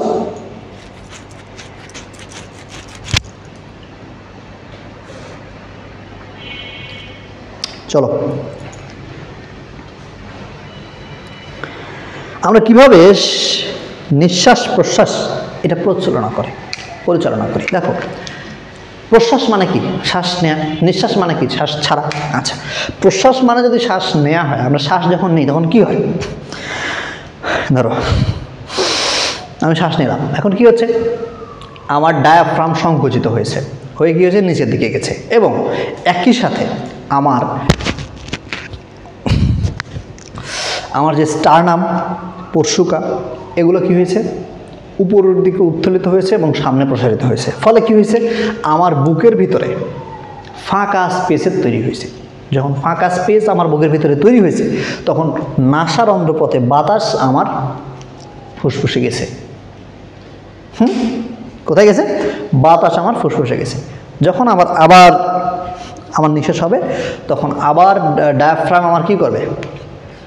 মধ্যচ্ছদা বা ডায়াফ্রাম যেটাকে বলছে, সেটা প্রসারিত হবে, ওই উপর দিকে উঠে আসবে, এবং আমাদের এই যে রিবসগুলো আবার নিচের দিকে নামবে, ঠিক আছে? অর্থাৎ রিবসের মাঝখানে, দুইটা রিবসের মাঝখানে যে পেশিগুলো আছে, এটার নাম কি? ইন্টারকোস্টাল পেশি। ইন্টারকোস্টাল পেশি সঞ্চিত হয়ে কী করছিল? রিবসগুলোকে উপরে এবং সামনের দিকে উত্তোলিত করছিল, এটা আবার রিল্যাক্স করে নিচের দিকে নামায় দেবে। তখন আমার বুকের ভিতরের যে আয়তনটা সেটা কমে যাবে, তখন যে বাতাস আছে সেই বাতাসের প্রেশার বাড়বে, নাক দিয়ে আবার বের হয়ে আসবে, ঠিক আছে? এভাবেই প্রশ্বাস নিঃশ্বাস চলতে থাকে। আচ্ছা,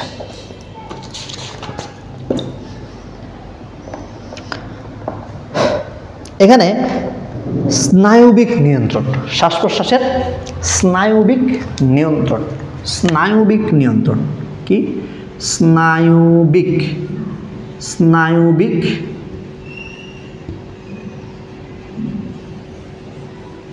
নিয়ন্ত্রণ। চলো, স্নায়বিক নিয়ন্ত্রণ কি? আচ্ছা, মেডুলা অবলঙ্গটার দুই পাশে, আচ্ছা, মস্তিষ্কে অবস্থিত চারটা শ্বাসক্রিয়া, চারটা শ্বাসকেন্দ্র আমাদের প্রশ্বাস নিঃশ্বাস নিয়ন্ত্রণ করে। এর মধ্যে আমাদের মেডুলা অবলঙ্গটার পার্শ্বদেশে অবস্থিত দুইটা প্রশ্বাস কেন্দ্র। কি সেটা? একটা হচ্ছে প্রশ্বাস নিঃশ্বাস কেন্দ্র, এবং পন্সের দুই পাশে একটা হচ্ছে নিউমোট্যাক্সিক, একটা হচ্ছে অ্যানিউস্টিক প্রশ্বাস কেন্দ্র। এরা হচ্ছে আমাদের নিয়ন্ত্রণ করে, ঠিক আছে। আচ্ছা, আমাদের যে শ্বাস মানে যে শ্বসন অঙ্গে যে প্রতিবর্ত ক্রিয়া, শ্বসন অঙ্গে যে প্রতিবর্ত ক্রিয়া, এই প্রতিবর্ত ক্রিয়া হচ্ছে হেরিং ব্রয়ার প্রতিবর্ত ক্রিয়া, ঠিক আছে। নাসাগহ্বরের যে মিউকাস, এখানে যখন আমরা স্টিমুলেশন দিই তখন সেটা কি করে, অলফ্যাক্টরি স্নায়ুর মাধ্যমে হাঁচি প্রতিবর্ত ক্রিয়া সম্পন্ন করে এবং আমাদের কি হয়, শ্বাসক্রিয়ার পরিবর্তন আনে। এবং ভেগাস স্নায়ুর মাধ্যমে কাশি প্রতিবর্ত ক্রিয়ার মাধ্যমে শ্বাসক্রিয়ার পরিবর্তন আনতে পারে, ঠিক আছে।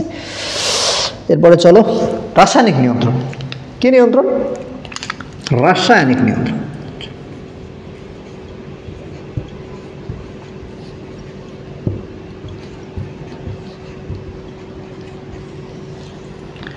এই যে রাসায়নিক নিয়ন্ত্রণ, চলো, যদি আমার বডির ভিতরে হাইড্রোজেন আয়নের পরিমাণ এবং কার্বন ডাই অক্সাইডের পরিমাণ এই দুইটা বাড়ে, তাহলে আমার শ্বাস প্রশ্বাস জোরে জোরে হবে, ঠিক আছে।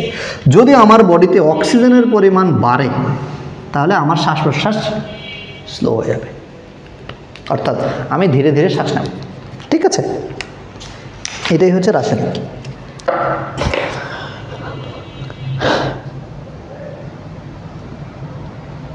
অক্সিজেন যে পরিবহন হবে, ধরো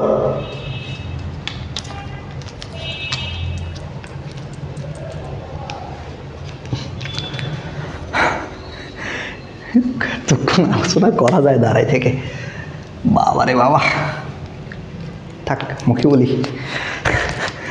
অক্সিজেন পরিবহন, হ্যাঁ, অক্সিজেন পরিবহনটা কিভাবে হবে? চলো, অক্সিজেন পরিবহনটা হবে বাতাসে অক্সিজেন যে আমাদের যে অ্যালভিওলাস যাবে, সেখানে অক্সিজেনের প্রেশার থাকবে 104 মিলিমিটার অফ মার্কারি, থাকবে 104 মিলিমিটার অফ মার্কারি। অন্যদিকে রক্তে আমাদের ওই যে লোহিত রক্তকণিকা তো অক্সিজেন নিয়ে যাবে, এই রক্তে অক্সিজেনের পরিমাণটা কত থাকবে? রক্তে অক্সিজেনের পরিমাণ থাকবে 40 মিলিমিটার অফ মার্কারি। এখন তাহলে অ্যালভিওলাস থেকে রক্তে ব্যাপন প্রক্রিয়ায় অক্সিজেন আসা শুরু করবে, তাহলে কতক্ষণ আসবে? যতক্ষণ না পর্যন্ত রক্তের মানে রোহিত রক্তকণিকায় অক্সিজেনের চাপ 100 মিলিমিটার অফ মার্কারি না হচ্ছে, ঠিক আছে।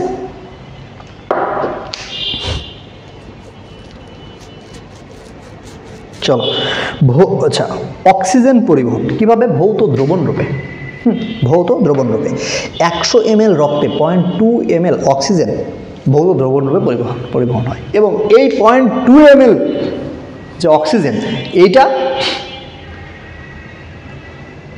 100 মিলিমিটার মার্কারি চাপের জন্য দায়ী। এবং রাসায়নিক যৌগরূপে অক্সিহিমোগ্লোবিন যৌগরূপে অক্সিজেন সারা দেহে ছড়ায়, ঠিক আছে। এরপরে কী হবে? কার্বন ডাইঅক্সাইডের পরিবহন ভৌত দ্রবণ রূপে 5% কার্বন ডাইঅক্সাইড পরিবহন করবে, এবং কিভাবে? পানির সাথে কার্বন ডাইঅক্সাইড বিক্রিয়া করবে কার্বনিক অ্যানহাইড্রেস এনজাইমের উপস্থিতিতে, ঠিক আছে। হয়ে কী হবে? কার্বনিক অ্যাসিড উৎপন্ন হবে, এবং এভাবেই 5%-এর মতো কার্বন ডাইঅক্সাইড রক্তে পরিবহন হয়। এবং কার্বামিনো যৌগরূপে কীভাবে? আচ্ছা, কত পার্সেন্ট সেটা? কার্বামিনো যৌগরূপে 27 ভাগ, 27 ভাগ। এবং বাইকার্বনেট যৌগরূপে 65%। সোডিয়াম বাইকার্বনেটের মাধ্যমে সোডিয়াম বাইকার্বনেট এবং পটাশিয়াম বাইকার্বনেটের মাধ্যমে লোহিত রক্তকণিকার মাধ্যমে, সোডিয়াম বাইকার্বনেটের মাধ্যমে আপনার কি বলে এটা, সোডিয়াম বাইকার্বনেটের মাধ্যমে সেটা প্লাজমার মাধ্যমে পরিবাহিত হবে, ঠিক আছে। এখন কথা হলো, বাইকার্বনেট রূপেও না হয় পরিবাহিত হলো। ক্লোরাইড শিফট বলতে একটা কথা আছে। ক্লোরাইড শিফট বলতে তুমি কী বুঝো? দেখো ক্লোরাইড শিফট কখন হবে? ধরো কার্বন ডাইঅক্সাইড কোষে উৎপন্ন হয়েছে, সেটা লোহিত রক্তকণিকার ভিতরে গেছে, লোহিত রক্তকণিকার ভিতরে গেল, যাওয়ার পরে সেখানে পানি আছে, সেখানে পানির সাথে কী করবে কার্বনিক অ্যানহাইড্রেজ এনজাইম দ্বারা বিক্রিয়া করে কার্বনিক অ্যাসিড তৈরি করবে। কার্বনিক অ্যাসিড আবার কী করবে, হাইড্রোজেন আয়ন বাইকার্বনেটে বিভক্ত হবে। হাইড্রোজেন আয়ন বাইকার্বনেটে বিভক্ত হলে তখন কী হবে, এই বাইকার্বনেটের ঘনত্ব বাড়বে কোথা, আরবিসির ভিতরে, তখন আরবিসির ভিতর থেকে বাইকার্বন আয়ন কী করবে, বাইরে বেরিয়ে আসবে। এখন বাইকার্বন আয়ন তো নেগেটিভ আয়ন, এ যখন বাইরে বের হয়ে আসবে, যেহেতু নেগেটিভ আয়ন বের হচ্ছে, সমপরিমাণ নেগেটিভ আয়ন অর্থাৎ একটা ক্লোরাইড আয়ন ভেতরে ঢুকবে। এই যে ক্লোরাইড আয়ন ইসিএফ থেকে, ইসিএফ বলতে হচ্ছে প্লাজমা থেকে কই গেল, আরবিসির ভিতরে গেল, এই ভিতরে যাওয়াটাকে আমরা বলতেছি ক্লোরাইড শিফট। আচ্ছা, একটা শ্বসনের রঞ্জক পদার্থের ভূমিকা। 4টি একক নিয়ে হিমোগ্লোবিন একটি গোল অনুঘটন করে এবং রক্তে হিম এবং গ্লোবিনের অনুপাত হচ্ছে 1:25 এবং পূর্ণবয়স্ক মানুষের সমগ্র রক্তে 4 থেকে 5 গ্রাম লৌহ থাকে। কত গ্রাম? 4 থেকে 5 গ্রাম লৌহ থাকে। আচ্ছা, এবার কথা হচ্ছে আর কতখানি আছে আল্লাহ। আচ্ছা, সময়ের সাথে পারবো ইনশাআল্লাহ।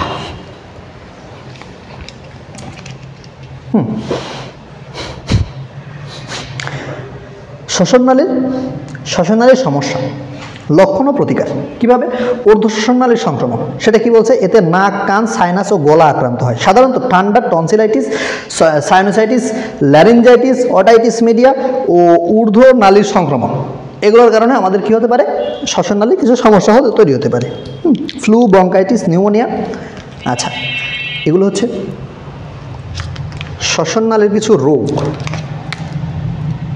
শ্বসনতন্ত্রের শ্বসননালীর সমস্যা বা রোগ। হ্যাঁ, কিছু ঊর্ধ্ব শ্বসননালীর সমস্যা হতে পারে, নিম্ন শ্বসননালীর সমস্যা হতে পারে। ঊর্ধ্ব শ্বসননালীর সমস্যা কি, সাইনোসাইটিস হতে পারে, ওই যে এই দিকে হয়, নাকে সর্দি লাগে। সাধারণত ঠান্ডা, টনসিলাইটিস, ঊর্ধ্ব শ্বসননালীর সমস্যা। নিম্ন শ্বসননালীর সমস্যা কি, ফ্লু, ব্রঙ্কাইটিস, নিউমোনিয়া, যক্কা, মানে এগুলো ফুসফুসে এই সমস্যাগুলো হবে। ঠিক আছে, আর ঊর্ধ্ব শ্বসননালীর সমস্যা হচ্ছে এই যে উপর দিকে হবে, ট্রাকিয়ার উপর থেকে এইদিকে হবে। আচ্ছা, সাইনোসাইটিস কি, সাইনোসাইটিস কোথায় কোথায় হতে পারে, ম্যাক্সিলারি সাইনোসাইটিস হতে পারে, ফ্রন্টাল সাইনোসাইটিস হতে পারে, এথময়েডাল সাইনোসাইটিস হতে পারে, স্ফেনোডাল সাইনোসাইটিস হতে পারে, নানান সাইনোসাইটিস হতে পারে। আচ্ছা, স্থায়িত্বের উপর ভিত্তি করে আমরা দুই ভাগে ভাগ করবে, একটা হচ্ছে অ্যাকিউট সাইনোসাইটিস, একটা হচ্ছে ক্রনিক সাইনোসাইটিস। যেটা অ্যাকিউট সাইনোসাইটিস 4 থেকে 8 সপ্তাহ পর্যন্ত হতে পারে এবং ক্রনিক সাইনোসাইটিস 2 মাসের বেশি লেগেই থাকবে। রোগের কিছু লক্ষণ আছে, যেমন নাকে পলিপ হওয়ার কারণে, আচ্ছা রোগের কিছু কারণ আছে, নাকে পলিপ হওয়ার কারণে হতে পারে। এগুলো সাইনাসগুলো ভাইরাস, এই যে আমাদের এখানে সাইনাসগুলো আছে, সাইনাসগুলো যদি ভাইরাস ব্যাকটেরিয়া আক্রমণ হয় সেই কারণে হতে পারে, অথবা ইউস্টেশিয়ার নালীর কারণে, নালীর অস্বাভাবিকতার অবরুদ্ধ হয়ে গেলে হতে পারে। ইউস্টেশিয়ার নালী সাধারণত বাচ্চাদের অবস্ট্রাকশন হয়ে যেতে পারে, বেশি অবরুদ্ধ হয়। সিস্টিক ফাইব্রোসিসের কারণে এটা হতে পারে। হ্যাঁ, এরপরে কি আছে, চলো এবার আমরা অটাইটিস মিডিয়া সম্পর্কে জানি। অটাইটিস, অডিশন মানে হচ্ছে শোনা, অডিশন মানে শোনা, অডিওতে আমরা শুনি না। ঠিক আছে, অটাইটিস মিডিয়া মানে হচ্ছে মধ্যকর্ণের প্রদাহ, এটা কেন, ইউস্টেশিয়ার নালী একটু দায়ী থাকে। বয়স্কদের তুলনায় শিশুদের রোগ বেশি হয়, কারণ শিশুদের ইউস্টেশিয়ার নালী ছোটো থাকে এবং মাতৃদুগ্ধ পান করানোর সময় যদি শিশুকে 45 ডিগ্রি অ্যাঙ্গেলে না করে করাতে হবে, এটাকে যদি আমরা ফ্ল্যাটে করি তাহলে ইউস্টেশনের ভিতরে এই যে দুগ্ধ যেতে পারে, অনেক কিছু যেতে পারে, সেখানে সাইনোসাইটিস হতে পারে। স্বল্পস্থায়ী অ্যাকিউট অটাইটিস মিডিয়া এবং দীর্ঘস্থায়ী অ্যাকিউট অটাইটিস মিডিয়া হতে পারে। 4 সপ্তাহের মধ্যে ভালো হয়ে গেলে সেটা তো অ্যাকিউট, এবং 4 সপ্তাহ বেশি হলে সেটা দীর্ঘস্থায়ী বা ক্রনিক। ঠিক আছে, এখানে কিছু ভাইরাস আছে, রেসপিরেটরি সিনসাইশিয়াল ভাইরাস, তারপর ইনফ্লুয়েঞ্জা ভাইরাস, মোরেক্সেলা ক্যাটারিস ভাইরাস। হ্যাঁ, তারপর কোনো কারণে অ্যাডিনয়েড নাসাগলবিলে অবস্থিত এক ধরনের অ্যাডিনয়েড নাসাগলবি যদি ফুলে যায়, এই কারণে হতে পারে। অটাইটিস মিডিয়া কাদের বেশি হয়, এটা 4 মাস বয়স থেকে 4 বছর বয়সী শিশুদের হয়, যারা সাধারণত আবার যারা ডে কেয়ারে বড় হয় তাদের ক্ষেত্রে হতে পারে। শিশুদের ক্ষেত্রে দেহে বেশি তাপ সহ 104 ডিগ্রি পরিমাণ জ্বর আসতে পারে। এগুলো হচ্ছে আমাদের রোগের লক্ষণ। হ্যাঁ, আমরা প্রতিরোধ কীভাবে করতে পারি, ওই যে শিশুদের বেশি হয় যেহেতু, তাহলে শিশুদের দুধ খাওয়ানোর সময় 45 ডিগ্রি অ্যাঙ্গেলে বা একটু খাড়া অবস্থায় খাওয়ানো উচিত। নিউমোকক্কাল কনজুগেট ভ্যাকসিন গ্রহণ করার মাধ্যমে আমরা প্রিভেন্ট করতে পারি এটাকে।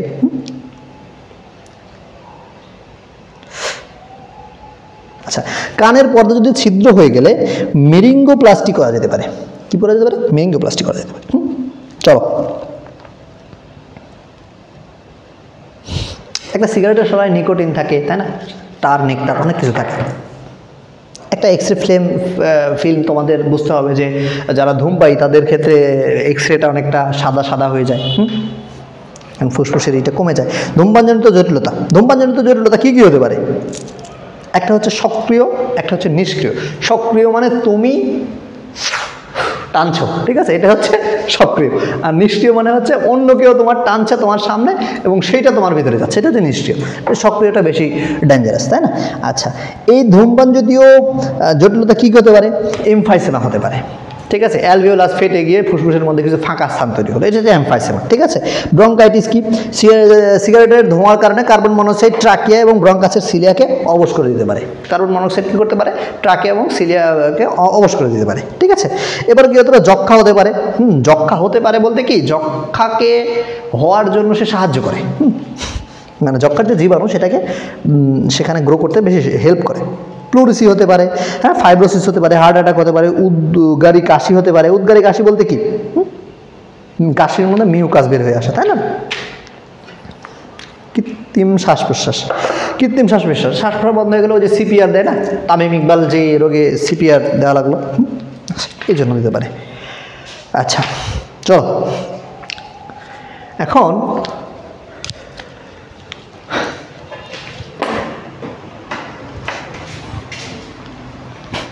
কথা হচ্ছে